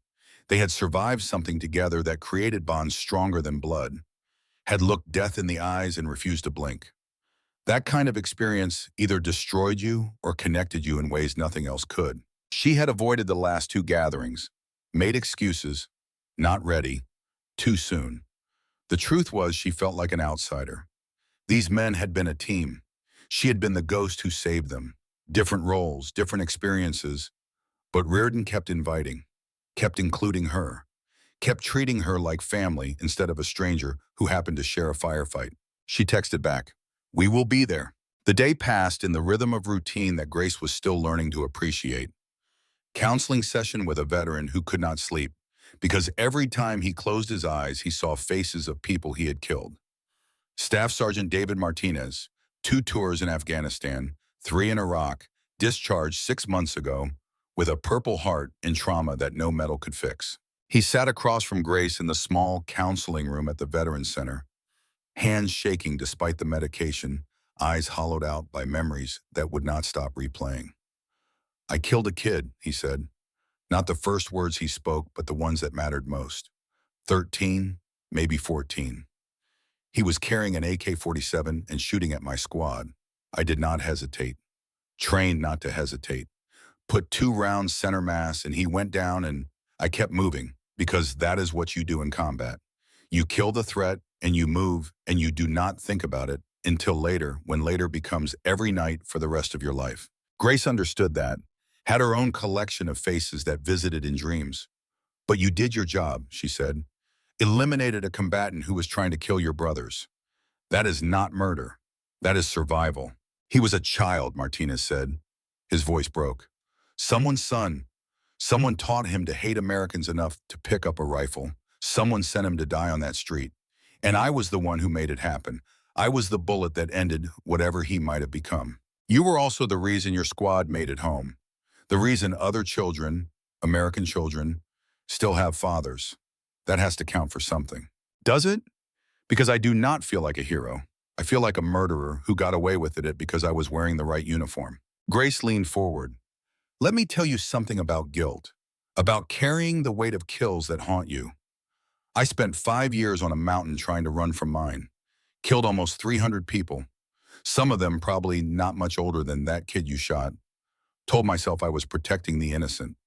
Told myself it was necessary. And you know what? It was necessary, and it still hurt, still haunts me, still makes me wonder if there was another way I did not see because I was too focused on the mission. So how do you live with it? How do you wake up every day knowing what you did? You accept that war is not clean, that enemies do not always look like enemies, that sometimes children pick up rifles because they have been taught that your existence is a threat to theirs. You accept that you did what training prepared you to do, that in that moment, with the information you had, you made the only choice that kept your people alive. And then you do the hard work of forgiving yourself for being human in an inhuman situation. "I do not know how to forgive myself." "Neither do I," Grace admitted. "Still working on it, every single day. But here is what I have learned. Forgiveness is not permission, it is acceptance. Accepting that you cannot change what happened. Accepting that you were shaped by circumstances beyond your control. Accepting that carrying guilt forever does not honor the dead. It just creates more casualties." Martinez looked at her with something like hope breaking through despair. "You really believe that?" "I am trying to. Some days I believe it, some days I do not. But I keep trying because the alternative is giving up. And giving up means they won. Means the war continued even though the fighting stopped. I refuse to let that happen." They talked for another hour. Grace shared techniques that helped her manage the nightmares. Breathing exercises that interrupted panic attacks before they spiraled. Meditation practices that created space between memory and reaction. The hard work of rewriting the stories you told yourself about who you were and what you had done. When Martinez left, he shook her hand with a grip that was steadier than when he arrived. "Thank you," he said, "for understanding, for not judging, for showing me that maybe I am not broken beyond repair." "You are not broken," Grace said. "You are healing. There is a difference." After he left, Grace sat in the quiet counseling room and let herself feel the weight of it.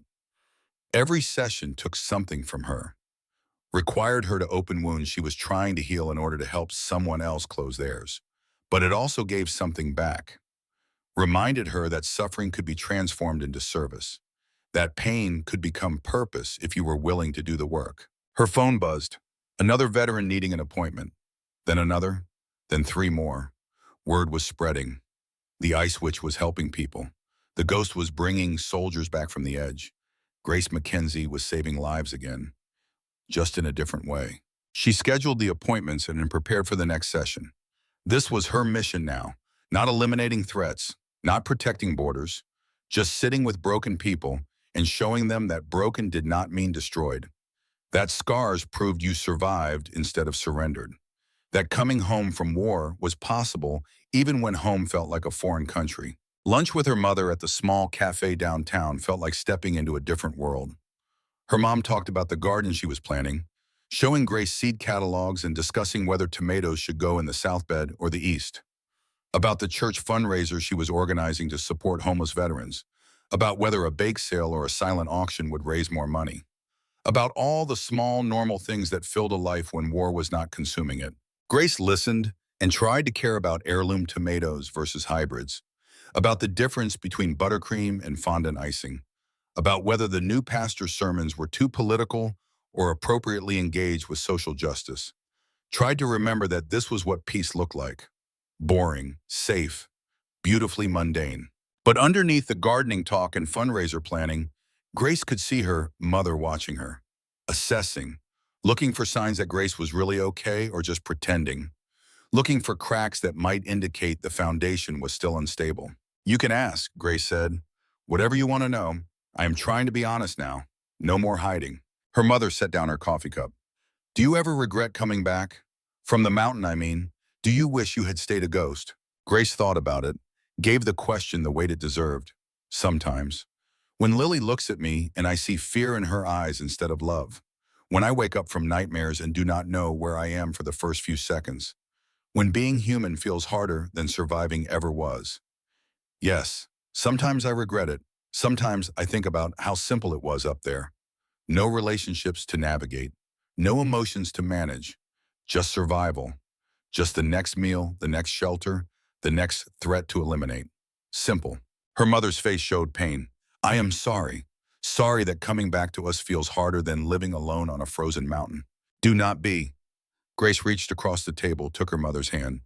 "Because the regret only lasts until Lily laughs at something I said. Until you call just to talk about tomatoes. Until I help someone at the center and see hope replace despair in their eyes. Then I remember why I chose this. Chose the hard work of living over the simplicity of being dead. Chose family and connection and all the messy, beautiful things that make us human. But it is hard. It is so hard," Grace agreed. "Harder than I ever imagined. Harder than anything I did on that mountain. Because fighting enemies was something I was trained for. Being a mother again, being a daughter, being a person instead of a weapon, that is something I am learning from scratch." Her mother squeezed her hand. "I am proud of you. For coming back. For doing the work. For being brave enough to be imperfect in front of your daughter instead of perfect in her memory." The words landed like they always did. Heavy, meaningful. The kind of thing Grace needed to hear even when she did not believe she deserved it. "Thank you for not giving up on me, for loving me even when I gave you every reason not to. You are my daughter. That never stopped being true. Not when you were deployed, not when you were on that mountain, not when you came back different. You are mine. Always have been. Always will be." They finished lunch talking about lighter things, the garden, the fundraiser. Whether Lily needed help finding a dress for the upcoming school dance. Normal mother-daughter conversation that felt foreign and familiar all at once. Grace was relearning this language. Relearning how to talk about ordinary things with people who loved her. After lunch, Grace drove to the cemetery like she did every week without fail. The ritual had become important. A way of marking time, a way of remembering, a way of holding herself accountable to the people whose deaths had bought her survival. She knelt in the grass between the three headstones, brought fresh flowers like she always did. White roses for Nina because she had loved them. Wildflowers for Tom because he had grown up in Montana and talked about the meadows there. Carnations for Ray because his wife had carried them in her wedding bouquet and he kept a dried one in his wallet. "I killed Volkov," she told him, like she had every week since it happened. Finally got him, after 3 years of hunting, shot him in the throat and watched him bleed out. Watched the life leave his eyes the way I imagine you watched your lives leave. And you know what I felt? Nothing. Emptiness. Killing him did not bring you back, did not undo the mistakes, did not make the guilt go away, just added one more body to the count. She touched Ray's headstone with fingers that still carried scars from that last climb. Your kids are in college now.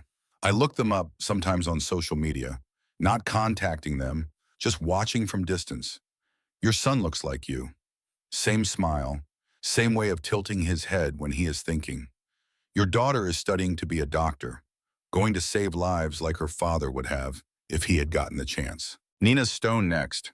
Your fiancé still visits every Sunday. I have seen him from my car. He brings flowers and sits for an hour. Never remarried, never moved on. I do not know if that is love or trauma, but I understand it. Some losses change you so completely that moving forward feels like betrayal. Finally, Tom's marker. Your parents are older now, frailer, but they still have that photograph of you in uniform on the mantle. Still have your room exactly as you left it. I know because your mother invited me over once. She wanted to meet the person who buried you, who spent 3 days in freezing cold digging graves with broken ribs because leaving you for scavengers was not an option. She hugged me and thanked me, and I did not have the heart to tell her that burying you was the least I could do after getting you killed. Movement nearby broke Grace's concentration. She looked up, saw Rearden approaching with roses of his own. He knelt beside Catherine's grave 3 rows over, placed the flowers carefully, bowed his head in whatever prayer or conversation he maintained with his late wife. Grace watched him, saw the way his shoulders slumped, saw the weight he carried, understood that surviving did not mean the burden disappeared, just meant you learned to carry it differently. After several long minutes, Rearden stood and walked over to Grace, saw the 3 graves she was visiting, sat down beside her in the grass without asking permission. Just sat. Presence meaning more than words. You come here often? He finally asked. Every week. Sometimes more when the nightmares are bad. Need to tell them I am still trying, still working to make their deaths mean something. They would be proud of you, Rearden said, of what you have become, what you are becoming. Grace shook her head. They would be alive if I had made different choices, if I had refused the mission, if I had pushed back harder against the weather concerns, if I had trusted my instincts instead of your orders. And I would be the one sitting here carrying guilt instead of you, Rearden said. His voice was gentle but firm. I gave the order, I evaluated the risks, and decided mission success outweighed crew safety. That was my call, my responsibility. We share this burden, but the command failure was mine. Does sharing make it lighter? No. Makes it bearable, though, knowing I am not alone in it, knowing someone else understands what it costs to survive when others do not. How do you live with it? With Catherine. Knowing you chose deployment over time with her? Knowing you missed years you cannot get back? I tell her I am sorry, Rearden said. Every time I visit, every time I think about her, and I try to honor her memory by making different choices now, by being present for my grandchildren, by showing my son that there is a life after service, by proving that warriors can learn to rest. Has it worked? The trying? Some days. Other days, I stand at my daughter's house holding my grandson and think about all the moments Catherine missed, all the grandchildren she never met, all the peace she never got to share, and the guilt threatens to drown me. But you keep trying, because the alternative is giving up. And Catherine did not love me for 30 years, so I could give up the moment things got hard. She loved me because I was stubborn enough to keep fighting even when the fight seemed lost. So I fight, just fighting different battles now. They sat together in comfortable silence. 2 warriors who had learned that the hardest battles were internal, that defeating enemies was simpler than forgiving yourself, that coming home from war required courage that had nothing to do with bullets and everything to do with choosing to be vulnerable when armor felt safer. Rearden finally spoke again. The team reunion tonight. You are coming? Planning to. Lily wants to meet everyone properly, says if they are important to me, then they should be important to her. Smart kid. Takes after her mother. Grace almost smiled. Stubborn, perceptive, refuses to accept easy answers. Those are Mackenzie traits. Catherine had them too. That is why she and I worked. She never let me get away with anything. Never let me hide behind duty or mission or any of the excuses warriors use to avoid dealing with feelings. I am trying to be like that for Lily. trying to show her that honesty matters more than perfection. That is good parenting. I would not know. Still learning, still making mistakes. Join the club, we all are. They sat in silence. Two warriors who had survived when others had not. Two people learning that survival was its own kind of combat, that living with guilt required as much courage as facing bullets. Your grandson, Grace said, how is he? Perfect. 6 months old, already smiling, already laughing. He has my son's eyes and my daughter's stubbornness. I visit 3 times a week. Sarah jokes that I am turning into one of those grandparents who spoils kids rotten. Are you? Absolutely. It is my job. Sarah raises him right. I teach him to be trouble. Catherine would love that. She would. She always wanted me to slow down, to be present, to choose family over mission. Took me 34 years and her death to finally listen. Better late than never. Is it? Sometimes I wonder what our marriage would have been like if I had retired at 20 years instead of 34. How many birthdays and anniversaries and ordinary moments I missed that I can never get back. You cannot change the past, can only choose what you do with the future. Rearden smiled. Wise words. Where did you hear them? From my therapist, and then from a veteran I was counseling this morning. Funny how teaching something helps you learn it. They stood together, brushed grass from their clothes. Rearden looked at the 3 graves Grace had been visiting. They forgive you, he said quietly. I know that because I have spent 6 months asking Catherine to forgive me. And I finally heard her answer. She said forgiveness was never about permission. It was about accepting that you did the best you could with what you knew at the time. They did not die because you were negligent or cowardly.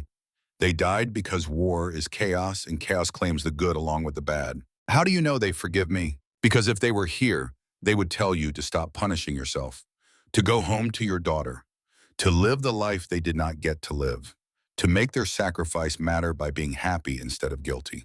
Grace wanted to believe it, wanted to accept forgiveness she had not earned, but belief was hard when guilt was familiar. I will try, she said.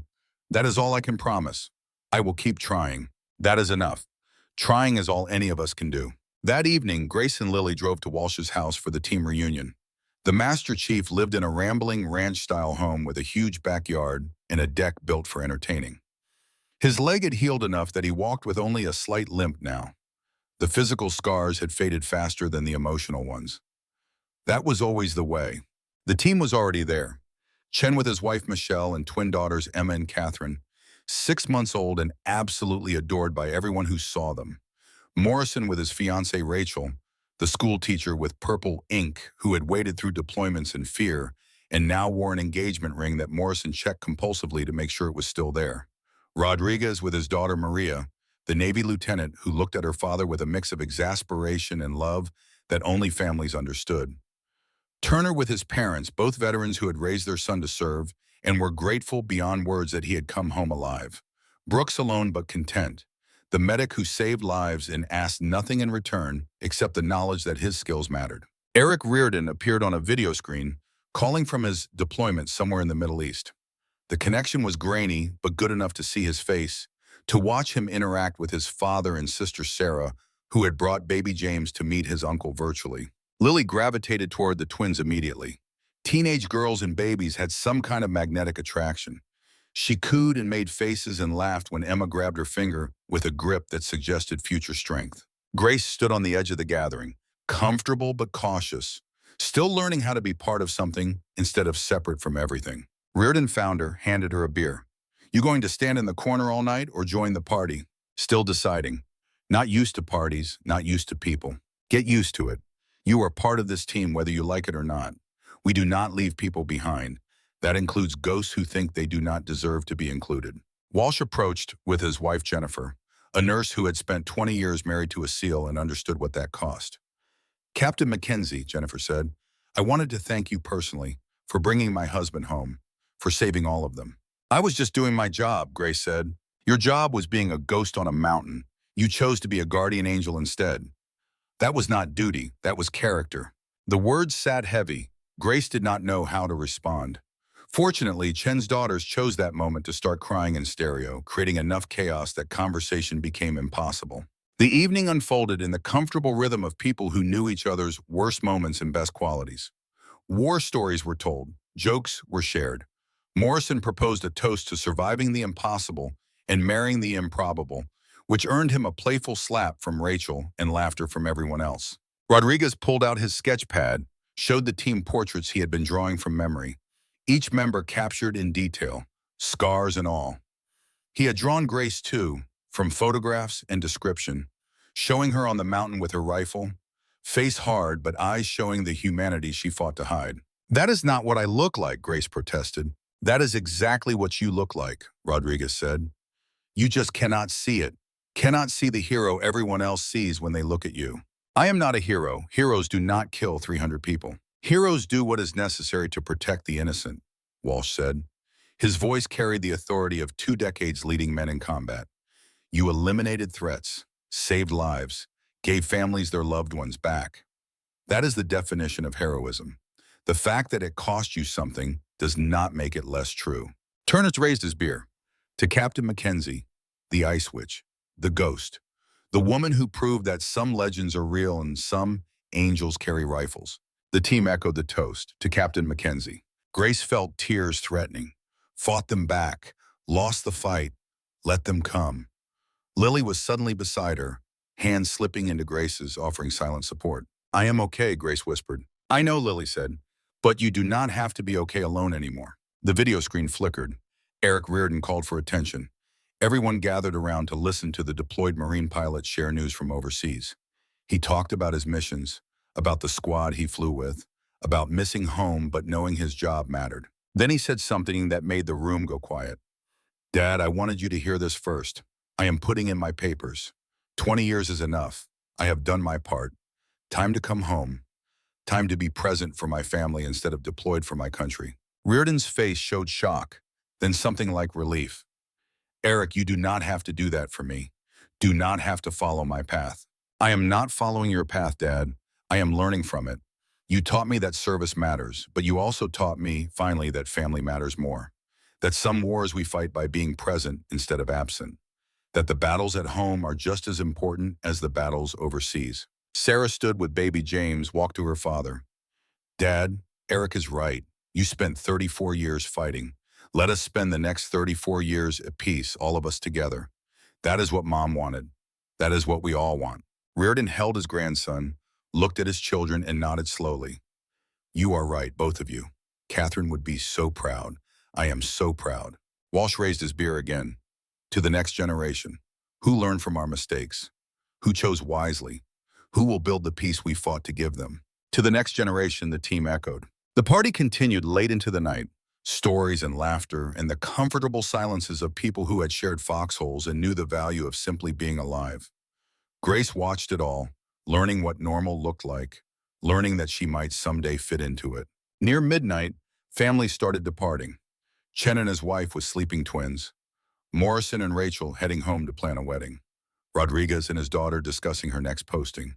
Turner and his parents grateful for time together. Brooks slipping away quietly like he always did. Grace and Lily walked to their car under stars that looked nothing like the stars over the mountain, but were beautiful anyway.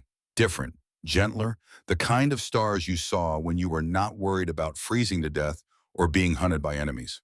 "Did you have fun?" Grace asked. "Yeah, your team is good people. They really care about you. I am still figuring out how to let them, how to accept that I deserve to be cared about." "You do deserve it, Mom." Lily said it simply, like it was obvious. "You made mistakes. You also saved lives. Those things can both be true." "When did you get so wise?" "About the same time you started being honest with me. Turns out honesty is contagious." They drove home in comfortable silence, pulled into the apartment parking lot, walked up the stairs together. Lily went straight to her room to finish homework that was due tomorrow. Grace stood in the kitchen and looked at the life she was building. Small, imperfect, but hers. Her phone buzzed. Text from the veterans she had counseled that morning. "Thank you for today. Your words helped. I slept through the night for the first time in months. Just wanted you to know it mattered." Grace read the message 3 times. Let it sink in. She was helping people, making a difference, using her experience to save lives in a different way than shooting enemies. Maybe that was redemption. Maybe that was how you balanced 300 kills. By helping 300 veterans find peace. She texted back, "Thank you for telling me. Keep fighting. Keep choosing to live. It gets easier." She hoped that was true. Some days it felt like a lie. Other days it felt like the most important truth she knew. Living was hard, harder than dying, but it was worth it for moments like tonight. For Lily's laughter, for belonging to something bigger than survival, for choosing to be human instead of ghost. Grace made tea and sat on the small balcony, looking at the suburbs spread below. Lights in windows, families in homes, people living ordinary lives because soldiers like her had stood between them and chaos. She had been that soldier for 34 years if you counted her time on the mountain. Had given everything, had lost everything, had found her way back to something resembling peace. The sliding door opened. Lily came out with her own cup of tea, sat beside her mother in the other chair. They sat in silence, watching the world be peaceful. I have been thinking, Lily said, about next year, about college. Grace's heart clenched. College meant leaving, meant Lily being gone, meant more time alone. But that was parenthood, raising children to leave, to build their own lives, to fly instead of staying grounded. What have you been thinking? I want to study music, maybe teach, like Sergeant Vasquez wanted to do. Feel like that would honor her memory, honor all of them. Grace felt tears again. Her daughter was choosing a path that honored the dead while building a future for the living. That was wisdom beyond her years. They would love that, Grace said.